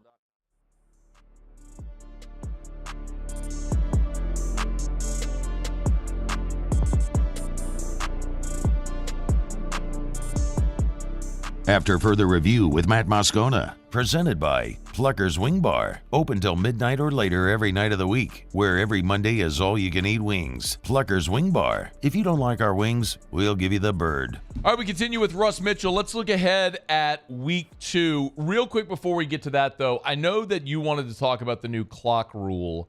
Go ahead. Floor is yours. It's interesting. I'm older than I sound. I've been doing this for a couple decades. And you are old, yes. Very. I am old. Yeah, very, thank you. Yes, very. Thank you. Thank you. Although I still have all my hair. Hey, shut up. And the one thing that I would say is this is one of the most significant rule changes that has happened in my lifetime watching college football. I think the team that figures out, like for example, the elite team that figures out best how to manage the clock at the end of how to manage this new rule at the end of the halves will have a huge advantage on the season. Huge advantage. You even saw in the Clemson-Duke game, which was magnificent, by the way. You saw at the end of that game, Clemson decided to go for it on 4th down. Because it was I think it was 6.5 minutes to go or something like that. Because he knew he was down by 2 touchdowns, I think, at that point. He was like, if we don't go, we're not going to get the ball back in time. There's not enough time. Whereas last year, you could have gone twice. I mean, you could have thought you were going to get the ball back 2, maybe even 3 times with that much time left in a game, right? So it's completely changed how you play the end of games. And you saw it all week long. You saw it in the TCU-Colorado game. You saw TCU struggling, and then the quarterback getting nervous as he was trying to get down the field, and that played a significant role. If that had been last year, TCU drives all the way down the field and scores and wins. It'll be an interesting test case at the end of the season when they look at all the data after this year and see how it all did play out. So that will be a talking point, no doubt, throughout the year. Let me ask about Texas and Alabama, the big one in Tuscaloosa. The Tide are a 7-point favorite. Is Texas back? Are they ready to do this? First of all, the idea, you always take conference, right? We always try to lean conference. Although I suppose now Texas is conference. Which is going to be very hard for me because I don't like Texas. So, I try to be neutral about these things. But, again, we already established I'm old, so I don't have to bother about pretending to be neutral about these guys anymore. So, having Texas in the conference is a little bit like when a cousin marries somebody that you don't like and you got to pretend to be nice to them because now they're related to you. You know what I'm talking about? Not really, no. That's what Texas is like. You know exactly what I'm talking about. And, I think when you look at this Texas game, the thing that people the one intangible that we don't know about is the secondary. How banged up is Alabama secondary? Because a lot of the offense from last year that was in this game is gone. They're in the NFL now. So, and yeah, you'll say reload, just put the new guys in, and maybe. But when you think about the amount of offense that came out of these two teams last year and that's gone, it's going to come down to quarterback. So first of all, Alabama likes to ruin Texas quarterbacks, whether it's yours or Colt McCoy or whoever it is. They eat those kids for lunch. So at home, are you taking, if in Tuscaloosa, yours or Jalen? Both of them are young and both of them are experienced, but I like Jalen. And then the other thing. Oh, really? Okay. Wow. You would take Jalen Milroe over Quinn Ewers? Yes. Okay. Right now in Tuscaloosa, yes. In fact, I'll even go one step further and say Ewers doesn't make this game either. He gets knocked out of this game. And the other thing is 3.5 yards a carry. That's all they were able to get against Rice. 3, and I mean, I know they're a little vanilla, but 4.5 yards against Rice, that is not going to cut it against Alabama's front seven in Bryant-Denny. So, again, it comes down to the secondary. How badly banged up are they? Because that will affect, everything. But I like Alabama by 7. I think that's a fine spread. All right, so you like Bama. What about A&M going to Miami, I guess, in sort of like the co-main event of the conference this weekend? Yeah, again, we talked about this in the last segment. All of last year, except for the last game, A&M didn't score more than 28 in any game all season. They scored 52 with Petrino as their offensive coordinator. 52. That's a lot. And meanwhile, Miami, the problem with this game is Miami, if you watch the Miami U game, they were so intentionally vanilla. I mean, especially on defense, man. So intentionally vanilla. So how good do you really know this Miami team is? What's the spread in this? Can I pick a tie? It's interesting because A&M is actually a 4.5-point road favorite. Yeah. But I'm looking at the ESPN, like the FPI analytics. They have Miami 53% to A&M 40, just under 47%. If I could take Miami and get 4.5, I'd be all over Miami. It'd be interesting to see if that A&M offense is for real. I don't know that I believe in Miami very much, but it's a much stiffer How test, do you know? right? I didn't even bother watching that game twice because it was so boring. There was nothing to watch. It was like watching a junior high game. So, there's nothing. You would learn more. You would almost learn more from watching a scrimmage than the Miami U game.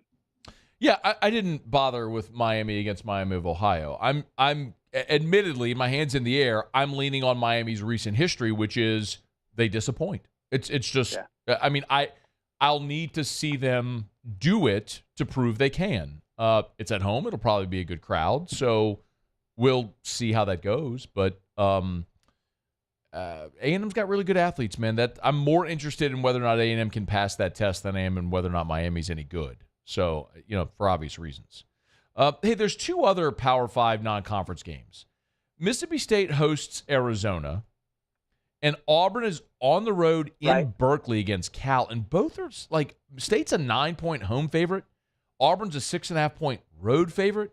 So both of those are teams that are for the 2 first-year head coaches with Arnett and with Hugh Freeze, and both playing Pac-12 opponents. So what do you think about each of those? By the way, really nice what they did for Leach State during that game. That was really nice.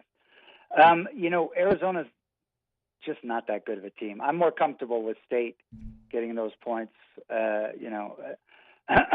Arizona, I think they'll play well for the first half.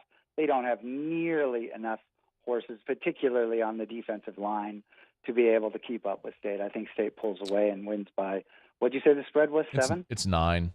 Yeah, I'd say 10, 11, 12. That's where I would 10, expect 11, State 12. Maybe even 13. Never wager on children, brother. They'll always. Oh, no, we wager on children all the time here. Are you kidding me? I feel oh, my God. We do that every week, practically every day. Every day there's football, we wager on children. So the Auburn-Cal game, right, this is the bowl game of transferring State quarterbacks. Thorne from Michigan State for Tigers and the kid from NC State, Finley. Yeah, Finley. For Cal.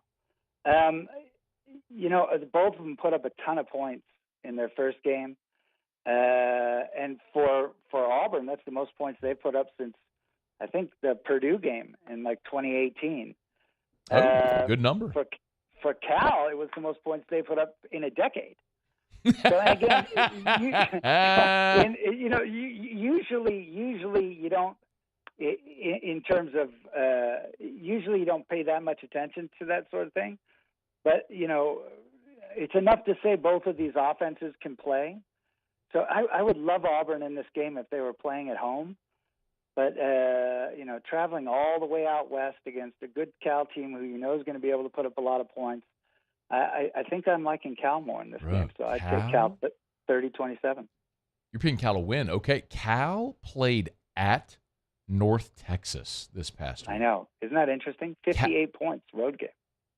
But Cal went to Denton, Texas to play football. It's Cal, man. It's Cal. I get it, but Cal also has massive amounts of debt from when they built their new stadium and everything. Like, Cal I get it, but you Cal can't. might not even, you can't. Might not even like have a house. You can't pay the bills if the lights aren't on. You got to sell tickets to home games. You can't go play at North Texas. There's no way you're getting a paycheck big enough to play at North Texas that would override playing a home game against anybody.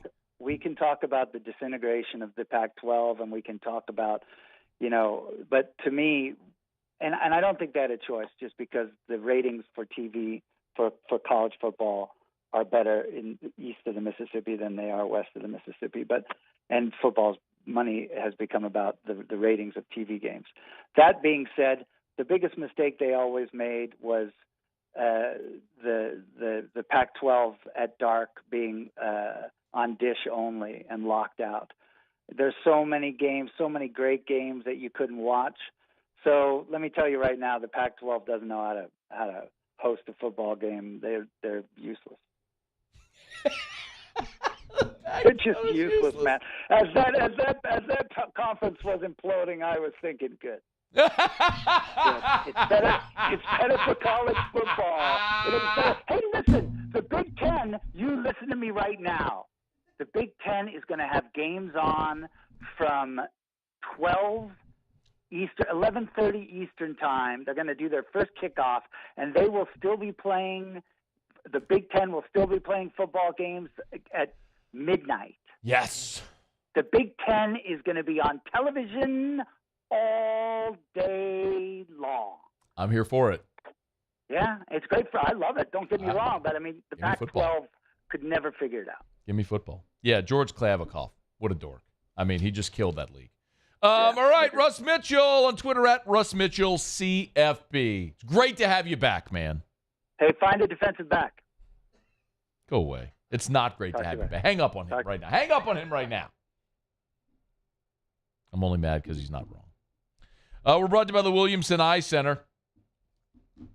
924-2020, 924-2020, or WilliamsonEye.com. Pretty excited. Going to go see my friends over at the Williamson Eye Center on Friday. Going to drop off Drew at school, head over there. See what's new and shaking over at the Williamson Eye Center. It's a gorgeous facility. If you haven't been to their new facility, I say new, it's their newest facility that they've got right there on the Baton Rouge General Campus. You turn off of Blue Bottom to Picardy, the building on the right there. The entire second floor is the Williamson Eye Center. LASIK, if it's eye care, eyewear, or eye surgery. Have your eye exam there.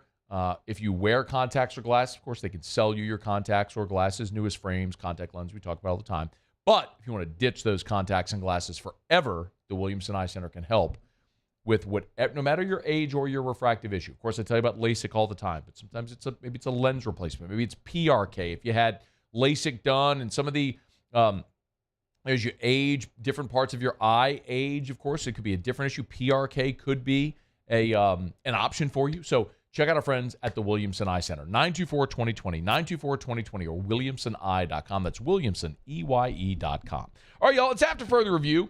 We will knock out our final break of the show. We'll come back. We'll have time. We'll do Pluckers Trivia and Otter Locks in the last segment. So we'll make sure we have time to get both of those things in. We'll do that when we wrap up a busy Hump Day edition of AFR, presented by Pluckers. Don't you move. AFR. And I love telling you about the Watermark Hotel in downtown Baton Rouge. The Watermark is Baton Rouge's premier hotel property. It is Baton Rouge's premier luxury hotel in downtown Baton Rouge. The original high-rise building in Baton Rouge, the old Louisiana National Bank building that they've converted into the Watermark Hotel, they've kept so much of the timeless structure and elegance of that building. Some of the marbling, actually some of the bank vault doors, and a lot of the artwork as well. It's gorgeous. If you've never gone to the Watermark Hotel, make sure you take time just to go into the lobby and maybe have a cocktail at the lobby bar. If you're downtown, I always encourage you, go have dinner at the Gregory, the hotel restaurant, right there in the lobby of the Watermark Hotel. If you're worried about parking downtown, if you're eating at the Gregory, they always have complimentary valet as well. So check it out. It's the Watermark Hotel in downtown Baton Rouge and the Gregory inside of the Watermark. At Corvell Toyota in Opelousas, I'm happy to say we have vehicles in stock and more coming in at no markup. Don't pay over MSRP. Come on down to Corvell Toyota and choose your new Toyota today. That's Corvell Toyota in Opelousas, Happy Town, USA. Electricity is all around us, and our families depend on it. Every day is sparked by the power of a cold drink or a warm meal, a movie night, and a comforting light at the end of a dark hallway. From sunrise to sunset, playtime to bedtime, our team is ready to take care of your electrical needs. Even in the case of an after-hours emergency, the light in your life shines brighter with Mr. Electric.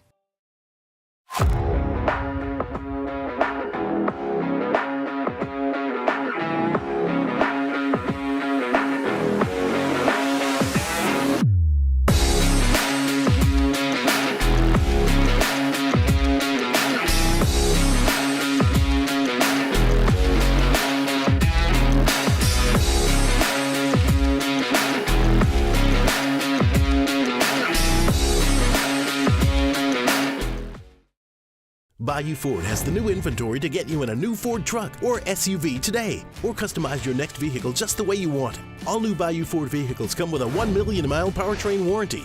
The crew at Bayou Ford is going to do right by you.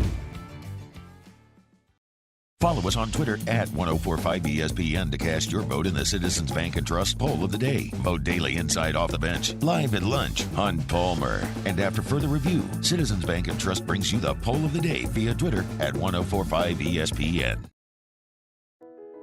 I've been doing business with Luba for 25 years. They're dependable, trustworthy. It's just the attention to detail with our clients. Our folks have years and years of experience. They're highly trained professionals, but many companies have that asset. What I'd like to think makes Luba a bit different is that we use those talents in a way that truly is dedicated to serving the needs of the folks who depend on us. Gulf Coast Office Products is a nationally recognized Savin office equipment dealer based right here in Louisiana. Over 100 employees strong, Gulf Coast has the boots on the ground to support all vertical markets, from education, engineering, legal, and finance. With the latest in office technology, from desktop to production segment units, Gulf Coast and Savin have the perfect fit for you. Call 225-756-2644. That's 756-2644 for Gulf Coast Office Products.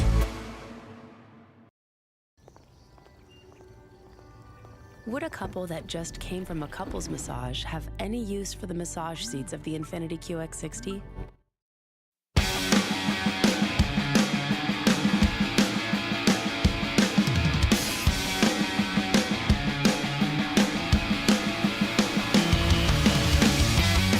After further review with Matt Moscona, presented by Plucker's Wing Bar, open till midnight or later every night of the week, where every Monday is all-you-can-eat wings. Plucker's Wing Bar. If you don't like our wings, we'll give you the bird.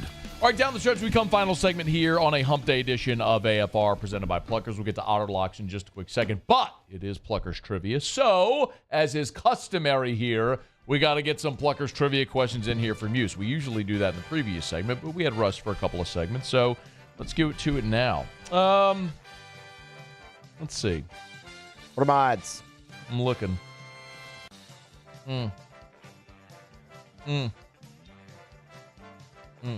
Sounds promising. Yeah. Let's just go for it, Muse. All right. I mean, I'm going to guess you're not getting any of these. Okay. I would not have gotten, I think, any of these. All right. What the hell? Let's give it a go. Maybe you surprise us. That's what we're here for. In the 1880s, the Knights of this gave way to the American Federation of this, representing workers. Wait, are you looking for two different? No, it's a word. The Knights of blank gave way to the American Federation of blank, representing workers. Okay, well, I mean, if I hear Knights of, I just think of Knights of Columbus, right, so I'm going to get Knights of Columbus. Because you're a Catholic. That is not it. No, it would be the Knights of Labor. Of course, the American Federation representing workers would be the Knights of Labor, right? Okay, so unions back in the day would be what that is. Anyway, I probably could have made an educated guess and gotten that one. But I knew you were going to go Knights of Columbus. It's the first thing that came to mind. I mean, that's a light Catholic school. That's the only Catholic thing I can think schooling of is what that is. Here we go. The Knights Who Say Knee. How about that? That is an old reference to Monty Python and the Holy Grail. If you didn't get it, my apologies. All right, before and after category. Oh, okay. Snoopy's owner, who is a large forest-dwelling ursine creature. What is an ursine? I don't know what that means. Okay. Charlie Brown Troll. I don't know what that creature. I don't know what that means. Charlie Brown Bear is what we were looking for. Charlie Brown Bear is what we were looking for. Trolls live in the woods too, don't they? I don't know. Oh, it says a forest-dwelling ursine creature. What is ursine? I don't know what that means. What is ursine? All right, we got to get to Otter too. You're right. Okay, here we go. Last and finally, what novel begins? Emma Woodhouse, handsome, clever, and rich, with a comfortable home and happy disposition. What?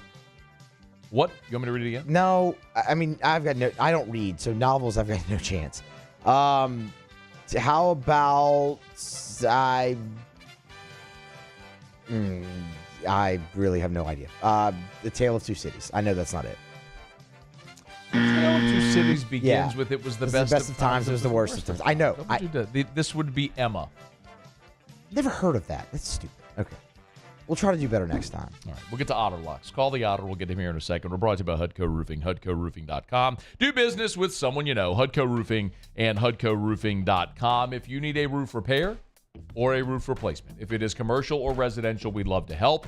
Hudco Roofing, HudcoRoofing.com. Remember, Hudco has a commercial division. So if you have a commercial building that needs a roof repair or replacement, we would love to bid on your project or help give you an estimate or whatever the case may be. Hudco Roofing. Remember, there's a silicone coating product that Hudco has, roughly half the cost of a roof replacement. That comes with a 20-year warranty. Learn more at HudcoRoofing.com. HudcoRoofing.com. Do business with someone you know. Hudco Roofing and HudcoRoofing.com. Okay, let's get to Otter Locks. Otter Locks, presented by Lofton Staffing Services. At Lofton, we put people to work. Call us today at 924-0200 or go to lofton.jobs. So we turn to the one and only, the incomparable and often incomprehensible, the Ott Father himself, Jimmy Ott. Otter, how are you? Doing fine, Matt. Light schedule tonight in Major League Baseball, so our options are limited. We'll have NFL stuff tomorrow. All right. But tonight, certainly can't lay 325 with the Braves, but looking for them to bounce back. Spencer Strider is trying to hit the stretch run to get this NL Cy Young. -1.5 is what we're willing to lay, especially with that offense. -155 at DraftKings. All right. So just the one play tonight? No, we're going to ride another streak. Remember how we were back in the Nationals?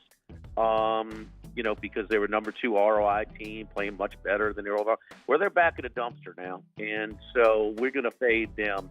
They have lost plenty in a row. The Mets have actually done a little hard as of late. Adone is the pitcher for the Nationals tonight. He has got lit up. Mets -125 on the money line. All right. And your Yankees showing a little something late, huh? Don't you do it. Don't you put that gree on them. Matt Manning is hot. They're going to a hot pitcher tonight. Schmidt doesn't deserve to be $1.70 over anybody, especially as hot of a pitcher as Manning. Manning +142 at DraftKings. All right, I'm with that. Yes, please, thank you. Okay, bet against the Yankees. I'm with you on that. I'm actually wagering. But I told you, Otter. I told you months ago. We're actually in July. That I emotionally detached. I think it was when they blew the 8-run lead in the 9th against Miami. I think that was the day when I said, okay, I'm done. I'm done for this year. I cannot invest emotionally anymore in this team this season. So what happens, but I'm emotionally detached from this team for the remainder of the year. Yeah, spoken like a true Yankee fan, No, it's just spoken like a realist. I cannot allow myself to be emotionally invested in something that's just going to break my heart. Front runner, highest payroll in baseball. I'm not going anywhere. They do not have the highest payroll in baseball, by the way, and I am not a front runner. I'm not disowning my team. I'm just telling you that I understand that this season is what it is. And I'm not expecting them to turn this around, and that's what it's going to be. And there's going to be changes that come after this year, and I'm anxiously awaiting that. Note to self, we're recruiting for the trenches, not match. Okay. All right. Come on. When the going gets tough, we get going, huh? I didn't say that I'm no longer a fan of the team. Wait I just till they told you start that winning again. this year I'm out emotionally. Like, I'm not going to invest emotion. I'm not going to allow myself to be devastated with every loss because I understand. Well, I'm just a very practical person. That's all. All right, Town Otter, Square Pizza. tomorrow. All right, Right Town next to Jelly Girl. Square Pizza tomorrow. We'll look forward to it. Thank you, Otter. Thank you, Matt. All right, have a great night. That's going to do it for us. Thanks for hanging out with us today. We appreciate you for being there as always. Muse, Paulie, thanks. Y'all have a great night. We'll see you tomorrow at 3. AFR. As we get on down the road, mind you about Traction Sports, TractionSports.com. Traction, where champions are made. God, such an awesome place, man. Hat tip to Mac Chiwilli and the whole gang over at Traction. When you think about what they have done for this community, not only in Baton Rouge, but really all of Louisiana, what Traction has done, the investment they've made in that facility, the 7-figure turf fields that they've installed, so games and tournaments won't get rained out. The world-class training facility, not just the facility itself with all the technology, but bringing in the world-class trainers as well, the physical therapy clinic as well. So if it's good enough for world-class athletes, it's good enough for the weekend warrior, the golfer, the swimmer, the Lee Feinswag, the water polo player who has literally gone and rehabbed his shoulder at Traction PT. It's Traction right there on Burbank in Baton Rouge and online at TractionSports.com. TractionSports.com. Traction, where champions are made. Life in Louisiana is a song. A symphony of sound, colors, and movement. Life is here. Now. For life's moments, big and small, always there. The right card, the right care. Scooncha, fall in the air. Fall is right around the corner, which means fall fishing is, which means it's time for you to take your boat to the next level with front-to-back boat service in a bunch of different ways. You want a custom stair job, you can have a ton of fun out there on the water. They can do that. What about a spot lock trolling motor? So you stay right where you need to in casting lines. Or sonar that's let you see the fish under the water before you cast. All of your maintenance needs as well. For 38 years, they've been at it and will continue to do so. The Sherman family of front-to-back boat service. There it is, the extra mile, on the border of expected and extraordinary for those willing to go further, like vans customized for work or play, with safety and tech to keep you connected, supported by a 5-star sales, service, and finance team, and backed by the 1-star you know. So go the extra mile. It's never crowded, because so few have what it takes to go there. Mercedes-Benz Vans. Make this summer your backyard party year with Chris's Specialty Foods. Wings, burgers, brisket, steak, and boudin, plus great Cajun side dishes.